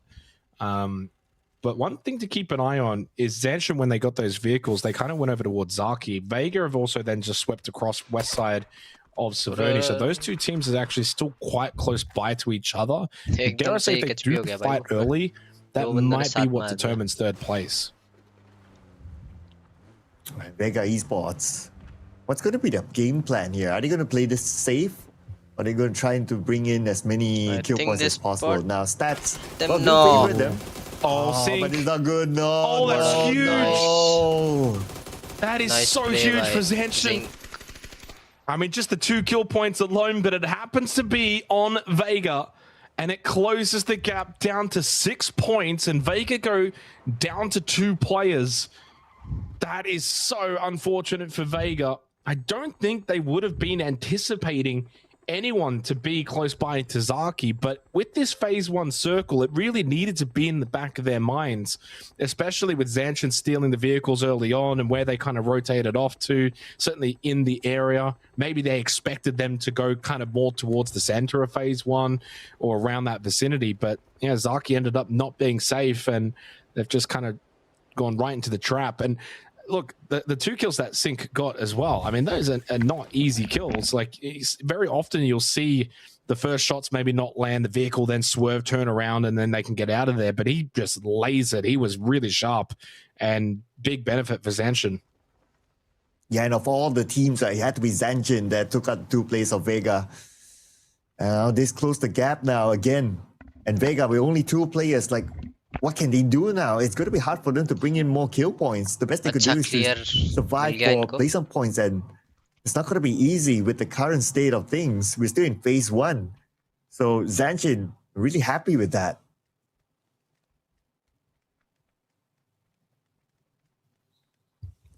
Yeah, they're still going to close the gap, though. It's still 6 points.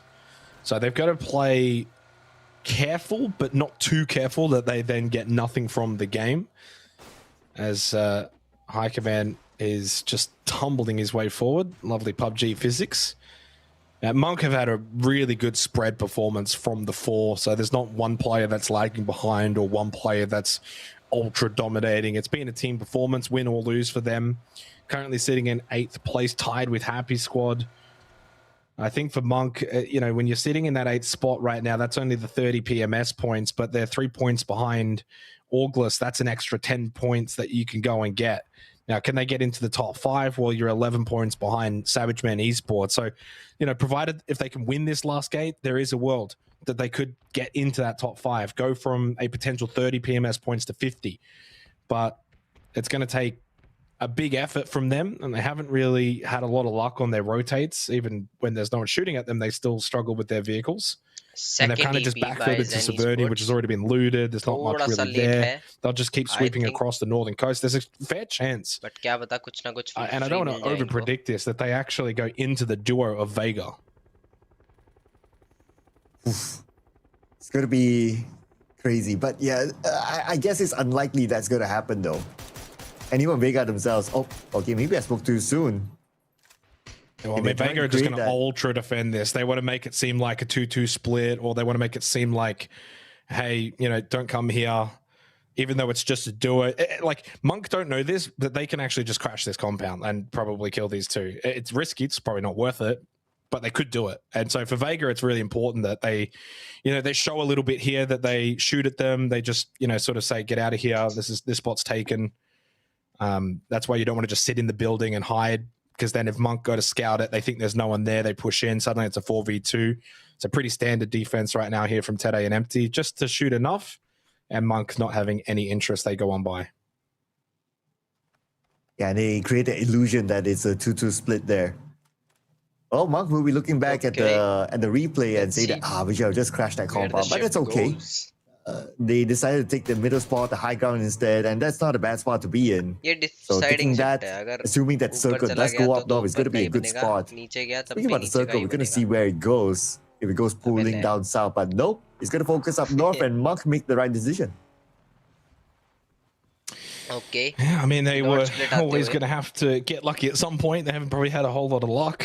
I mean, it's a phase 2 circle pop, so it's not going to determine a whole lot. A lot of teams are going to eventually start making their way in, so they've got to make a decision. Do they want to go center? It seems like that's going to be the case. Play for center, set up a car fort, play behind some trees. If they can find a good ball, use that and just play for the late game and hope for the best. The circle also, though, can technically still go south.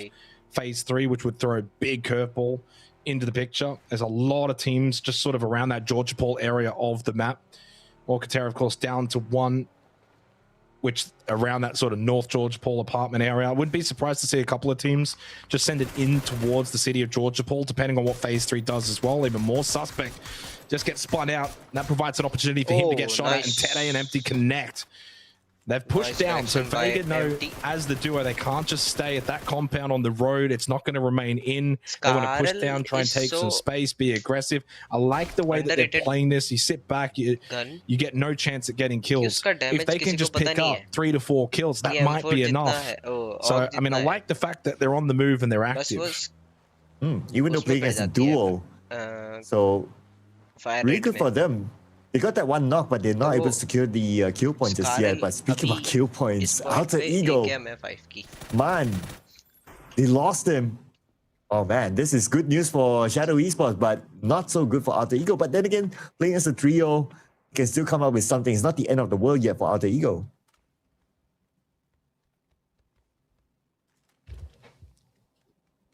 Yeah, I mean, Alter Ego know that they can play a little defensive, down a player, 4-point gap, just make sure that they don't try and send it in deep center. At this point, they're going to have to probably play like a safe edge game coming out of Zaki.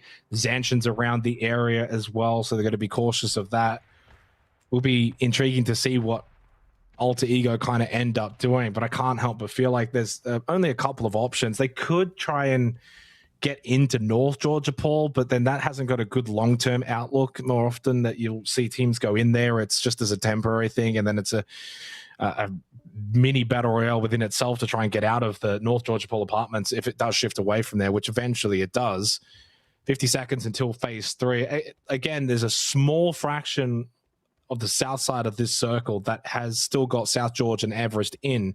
There is a world in which it could hard shift down. Unlikely, because statistically there's more of the north part of the river in this phase 2 circle, so I'm fully expecting this to be towards the eastern part of this North Georgia Pool area, kind of around it could even pull towards the down plane, just to the west of shooting range. And there's not really many teams over in that area of the map. A large contingency of this lobby is around the North Georgia Pool apartments right now. NRG sent it in there through the pickup system. That's where they'll just drop down. Orkatera's there, Auglis is there. Games Start Win just on the outskirts of it. And then you've got ATO, which will likely just cross the North Georgia Pool bridge once this does go north. And if they do that, they could be met by a bit of a firing squad, depending on the way that NRG and Terra are playing. Yeah, it does go a little bit more out towards that eastern side, right on top of Team Newbies.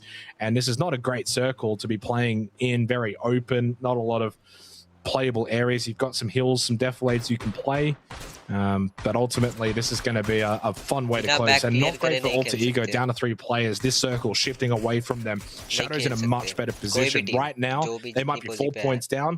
They've got a far higher chance of topping this lobby by the end of the game. Out on that eastern side of the circle by themselves, most teams pushing out of North George or on that northwest side coming in together. They'll all fight and scrap. Alter Ego down to 3. Might have to consider trying to wrap north side and come in on the east and avoid a majority of that sort of traffic.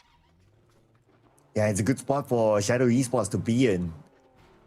And if with this kind of circle, Alter Ego goes out, then Shadow Esports, all they need to do is just like, okay, we just play it safe, maybe pick up 1 or 2 kill points along the way, play some points, and we're all good. But of course, they have to hope that Alter Ego goes out, and that hope is always really tricky, right? And we're talking about Alter Ego here. There's a reason why they're up there, because they're a really smart team and they know when to rotate their timings and all that. So I'm pretty sure they can find a way themselves.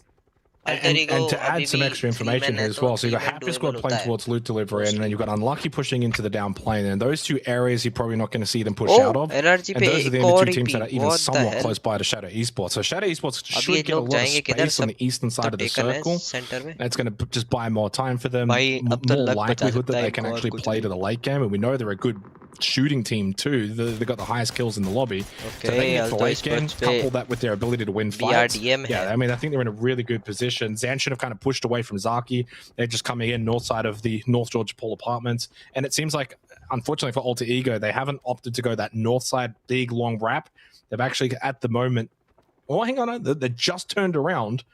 I don't know what they're doing. They're kind of just sitting in the blue at the moment. So I think they're deciding as to how they want to play this. But clearly to me, the fact that they're a player down right now, they're in the blue, they haven't got good position. Game start win का भी अच्छा game है. They're obviously thinking about how they want to play this on a more defensive-minded approach strategically.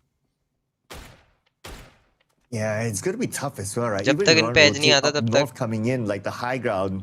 इनके पास अच्छा game. Surely they would anticipate that there's a team there that could probably stop them. जैसे ये बाहर हुए. Yeah, सबसे late team होगी ये जो open में आके खेलेगी. That could probably be the better way, but you also have to be ready for like NRG center with Georgia Pool ain't going to win you this game or get you amount of points. If you're better off trying to maybe go into, look at where Zen Esports is on that map, that kind of hill pushing behind them maybe.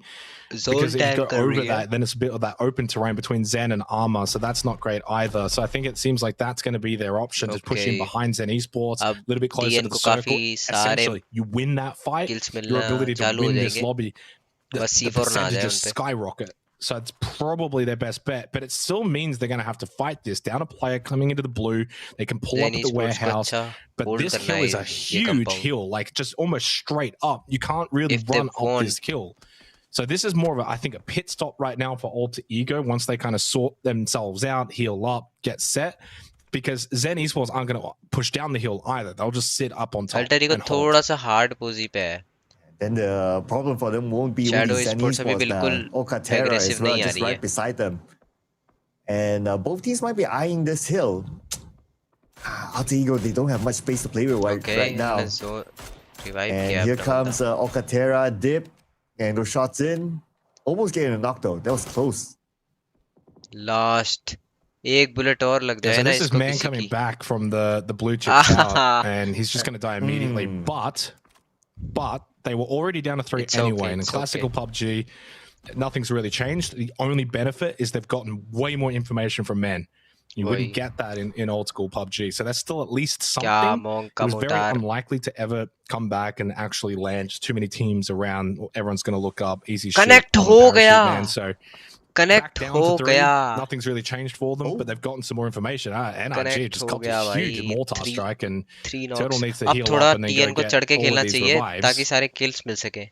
As Queen got knocked, by the way, from Ken's. So they've actually just aggressed a little bit here. Zen Esports up on that hill. Big ramifications on the lobby as Ken's has gone and got that kill. Down to 2 players now for Alter Ego. So for Shadow Esports, yes, they still got to close this gap. It's only the 4 points, but it seems as if it's going to be Alter Ego with NRG full dead. 0 point Alto games Esports is also down. Eliminated. That's right. I did not Shadow start Esports में back बहुत to अच्छा back 0 point games from Alter Ego after the way that they were looking tonight, where they had a 3rd place finish into a 1st place finish into a 1st place finish, and then just back-to-back donuts. And it's left the game open for Shadow Esports, who only need the 5 points. Yeah, and that's where they're starting to look for those 5 points here by pushing it on to Unlucky. Shadow Esports चढ़ते हुए. For the back. Oh, what the Unlucky receiving heavy amount of artillery damage as well from the other side. Armor Esports here too. Yeah, I mean, Shadow's going to be a little bit careful here because they are still technically behind. Nice just nade had a player by get knocked down. Setsuna. 3 standing, and he's been eliminated as well. Setsuna, Jexi, and Kamals need to pick up the kills, and they're starting to do just that. Lovely frag grenade from Kamals. Flashes thrown on towards Cherry. Suspect, if he dies, that's another one that goes away. Oh, Shadow Esports, they make quick work of Armor. Well, they're tied, but they're behind on the tiebreaker as it stands. But you would imagine, surely they'll get at least 1 more point here with 3 players still up. No one really near them besides Monk, but Monk are starting to transition a little bit more towards the west and away from Shadow. They're not pushing in towards Shadow Esport. They just need to keep that discipline right now. The next team to be eliminated is going to be Alcantara. We're going to check on the other side right now. These teams are not in the circle. Zen Esports navigating around smoke, trying to find the members of Oculus. Shadow's 1. There's no one on the northeast. These teams are going to fight. You're going to get down to the last 8 teams. That'll give them the placement point. They will win this lobby this week. What a way to do it as well. As Monk continue to push over and sweep in for a 3rd party onto Zen Esports and August. Zen are just on the ropes here. Another bleed out. Nam Zhao is still up, looking for the revive onto capitalize in the background on the floor. Zanshin trying to get some points as well. Don't forget, we still got that battle for 3rd as Vega still got that duo. It's a 3-point gap at the moment. Zanshin in a really good position on the western side of the circle, but here comes Game Start Win. Show gets knocked, eliminated. Orclus have been taken out. They'll finish 8th at minimum, but at maximum, they might be lower than that. GSW get absolutely wiped by Zanshin. With that, down to the final 8 teams, there's that placement point. Shadow tick up and win week 2 of the PUBG Master Series. That's 100 PMS points coming their way.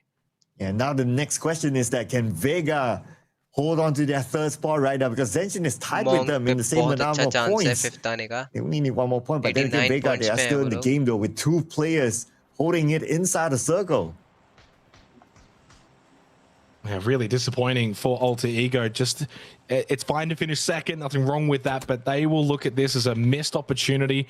Back-to-back donuts, and it's not like Shadow are going to win by a super big margin either. They'll be very disappointed. Of course, still much to fight for. As things stand, Monk are tied with NRG, but that 6th and 7th position offer the same points. Monk need to get into the top 5 to pick up 50 PMS points. So they only need the 3 more points to get above X-Men, or at least to tie and then potentially get above. So they've got something to fight for. Vega and Zanshin now tied, but Vega down to 2 players can only get so much more from this game. As Tentrip got knocked, Zanshin out of to get out of the blue, but he's pushing towards Zanshin. And eventually gets caught by Monk. Big kill point. Monk, 3 points away from the top 5. Oof, getting closer and closer right now. especially with the fact that Savageman Esports is our big opportunity for them. We're gonna get the circle update soon, but what matters right now is Vega. Vega is in the circle on towards the left side, and then just next to Zanshin. This next circle might force Zanshin to come down, but the circle does not favor Vega as well. Okay. Oh, Hansi, little opportunity. Unk drives on by. Lovely C-swap from Unk to get that headshot on to Hansi. Shadow Esports down to 2 players. They might not know it, but they've already won this week, and so they're probably sweating bullets. Unless they've been calculating nicely, which honestly at this point they probably have, because they would have seen that Alter Ego got nothing from this game, and that they've got the 4 kills plus the placement point, so they should, provided they've been doing their math, know that they're in the top spot now. Time है अगर ये chicken भी ले लेते हैं और you just never know. Maybe you've done some calculations wrong. You play it out, you see what happens. Third भी आ सकते हैं. As Monk in a very good position to potentially go on and even win this game. That circle benefited them on the phase 6 shift. They've been able to move around, scout out, get some good information. North side's clear. They can see a lot of those teams coming in potentially from the south side. Team Newbies haven't really moved a whole lot, so they've lost a bit of that circle pressure. And as things stand, a win for Monk would obviously guarantee them into the top 5, but they're 20 behind third. I don't think they're going to be able to go and achieve that goal. Monk is currently shooting at Zanshin. If they can get a couple of them, they'll be doing Vega a favor. There you go. Oh, but this is Monk trying to stop Shadow Esports from coming in. But then again, by UNC. Monk still gets his one. They actually won by a point. This is comical. They won by a single point. Alter Ego go back-to-back donuts. Shadow Esports to win it by 1 point. That is heartbreaking for Alter Ego, but it goes to show you've got to still go get the work done. Shadow Esports picked up the 5 points this game. They were 4 points behind, and hey, that's enough. They'll get top spot. That's all that matters. Monk into the top 5 as well. That's going to see them pick up 50 PMS points. And Zanshin and Vega still battling for third. Vega holding on for dear life with their 2 remaining players. Just holding on the south side of this circle. What Vega really need right now is Monk to take a fight with Zanshin, but Zanshin are so spread out around the northwest. Monk pushed down closer towards Team Newbies, and so Monk actually now find themselves in a position where they could get pinched, but one from a long distance and one from up close. Nice the Doritos just don't drop at a good time. One even landing on top of High Command. That's a horrible way to kickstart this fight if you're Monk. And then you did indeed get that pinch pressure from Zanshin. Knocked down with the Car 98 from Sly Fox. And that is going to see Monk go immediately down to 2 players. Super unfortunate timing. And it's not great either for Vega. If Zanshin can continue to pick up a couple more scraps here, Vega do still have the 2 players alive, but look at that circle. There's not much of a world in which Zanshin are going to lose a team fight from this distance. Zanshin split as well. Circle hard shifted towards the right side. And ATO coming in. They're forcing themselves through. Monk down to the last player. Okay, Sly Fox Sly Fox steals it, and with that kill, has seen Zanshin now take the 3rd spot over Vega. 8 से 5 down to the final 4 teams. उनके लिए. Vega have done a really good job of just getting to the late game and just staying alive and staying unseen, but the bad news for them is Zanshin have done a really good job of picking up 9 kills and having the 4 players alive. They got control of the circle. They can push in towards team. If Vega are going to finish 3rd, they're going to have to probably actually wipe out Zanshin. They're going to have to find the right time to get a 3rd party. They need to get aggressive as a duo, which is so unfortunate. But they need to actually start going for some kills here because Zanshin have got 4 up. They make their move. Tete and Empty try to get closer in. Tete knocked down. That's big for Zanshin. They might turn their attention to just finish off Vega. They finally found them. Big nade comes their way onto Tete. It's only Empty left. Dashes in towards the smoke. Tete's peeping cannot avoid the next frag grenade. Zanshin will lock in 3rd place. Vega will have to settle for 4th. And in the end, it's Team Newbies looking for yet another match 15 win. And Team Newbies, they're in the circle right now, fighting against Zanshin. RZ gets gunned down. Team Newbies doing so far so good, but they also have 1 player currently injured. And ATO is still circling around with the BDRM. And that's for Sly Fox to go back, grab that Panzerfaust, force Kia out of the vehicle, straight into the arms of Sync. Bowling spotted as well, back at the tree. Zanshin have, though, of course, lost RZ.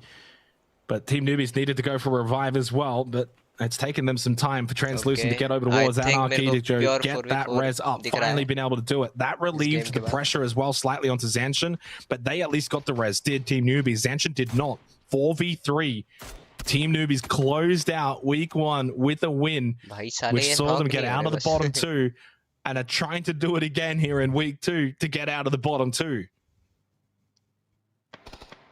Oh man, chicken dinner here for either team is just going to be it's just going to be a nice icing on top of the cake. Right now, ATO, one player left is going to be Bolang, and he's going to stay out of this fight. Though we still have phase number 8 though, and the circle is going to go towards the middle, and Zanshin is definitely going to get that one.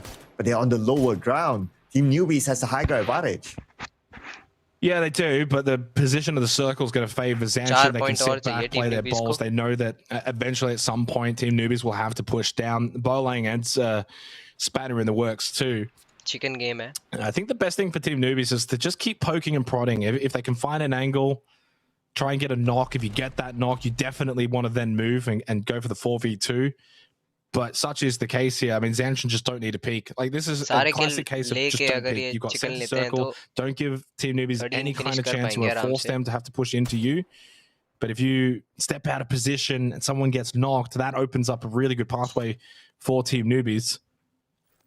This will end up being a little standoff. I imagine this will even come down to phase 9 because Zanshin are playing this really well. They've obviously locked in third. The only thing that could change right now is actually Team Newbies getting out of the bottom 2 for the second week in a row in the last game. Oh, big headshot. Rips the helmet off. I still don't know. Like, Zanshin are not going to push on this. It's just a bit of a nuisance here for Newbies. You lose your helmet, go get the res. But yeah, Zanshin are not going to do anything with that. Alto Bangko ko they don't really need to as well at this moment. And when it goes to phase number 9, they will have a big advantage as well because the blue will push Team Newbies forward, and that's where Zanshin will be ready for them.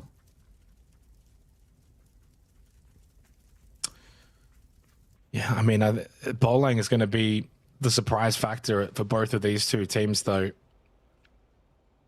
Team Newbies, I mean, do you even go vehicles at this point? I honestly think you just layer the smokes, through whatever utility you've got, close the gap on foot if you can with the smokes. If you don't have the smokes, you might have to do the vehicles. But if you go vehicles, it's very easy for Zanshin to just spray those down.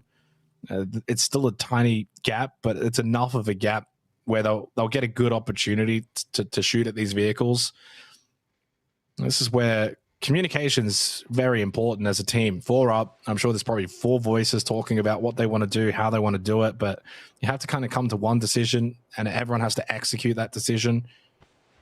Obviously, as you can see, Unforgiven knows where Bolang is as well, the solo. So I don't know. I mean, Zanshin might know that Bolang's over there as well, and certainly by that smoke. So clearly both teams should be aware of the solo's position. Frag grenade does land at the feet of Slyfox. Another one goes well over, hits the vehicle, sends that one into the bowl and straight past it. As these smokes layer, though, clearly for Team Newbies, they're going to try and close the gap on foot. The Zanshin do need to keep an eye on Bolang. I actually kind of like the positioning of Newbies. They've kind of gone on this left side just so that Bolang, if he's going to get involved, he's more likely to maybe get involved against Zanshin. And Translucent has been able to push up. That's a lovely nade from Sniper. Now it's a 4v2. This is where you can start to get a little bit more aggressive here for Team Newbies. They're holding their positions. Anarchy, Sniper still close by to that blue. Here comes Bolang. He's got nades as well, throwing them in towards Zanshin, which might help Team Newbies get out of this bottom 2 possession. That one goes way too far. Sink trying to hold out towards the left side of the corner, but he's been almost Molotoved off. They know where he is. Sniper trying to push. Flash will land. Sink will go down. Anarchy hits the headshot. You've still got Unforgiven at the top of the hill. He was waiting for Bolang to push out. Good patience from Unforgiven. Akasari, the last one up. 1 HP. Got the knock on the Translucent. He'll get the flush, but it's Team Newbies who will get the win for the 2nd week straight. Team Newbies close out the PUBG Master Series week with a chicken dinner. Nicely done by Team Newbies there. Lots of focus onto the high ground where Zanshin was at. In fact, 2 different teams just nailing down Zanshin. They had no space to play with, and if you're being naded by 2 different teams in that sort of angle, it was a very tough position to be in. But then again, for Zanshin, it doesn't matter for them. Towards the end, they've already done the business. Mission is complete. Okay, they guys, are the 3rd place team for week number 2, and job done. Yeah, I mean, a really good job done from Zanshin, of course, in terms of who wins out the week. Shadow Esports by a single point. It's Team Newbies, of course, who got the chicken dinner. As we go to the highlights, you can see the leaderboard coming into the game. And that was the leaderboard as well for the top two going into Miramar. So going into the last two games, those two teams, well, Alter Ego picked up no points, and in the last two games, Shadow Esports only picked up 5 points. I mean, it's not the way in which we expected this lobby to finish, Cloud. I expected them to both go back and forth, picking up points, the margins to extend, and back and forth, and just neither of them could actually do anything. But Shadow Esports just enough in the end to get the job done. Yeah, this is the fight that propelled them to that #1 spot. So after that fight, they scored enough points, and it's just a 1 point difference between them and Alter Ego. That is insane here. And after that, it doesn't really matter anymore. Yes, they sent one player, Hansi, into the middle. Hansi, he was just there as just a marker or just to get information. But at the end of the day, it was okay for them. Mission complete for Shadow Esports. And what a week it has been for them. Yeah, I mean, a really big week, Shadow Esports. I think that you kind of look back at week one, their result, they probably wouldn't have been too happy to finish in 6th. They only got the 40 points that week, so they missed out on, I think, you know, probably a solid week that they potentially could have had. They started well last week. Shadow Esports, they were picking up some decent points. They had some good kills. They were consistent to a degree. They picked up a win, and then you look at their last 3 games last week: 12th with 2 kills, 14th with no kills, 15th with 2 kills, and that saw them drop out of the top 5 and certainly drop out of the race for even 3rd, for instance. They could have definitely finished a little bit higher last week, but showed a lot more of their potential this week to finish first. A similar ending, I guess. It didn't have the greatest last 2 games, but just enough to, in the end, finish in top spot, which is all that matters. And for Alter Ego, I mean, you'd be walking away tonight just feeling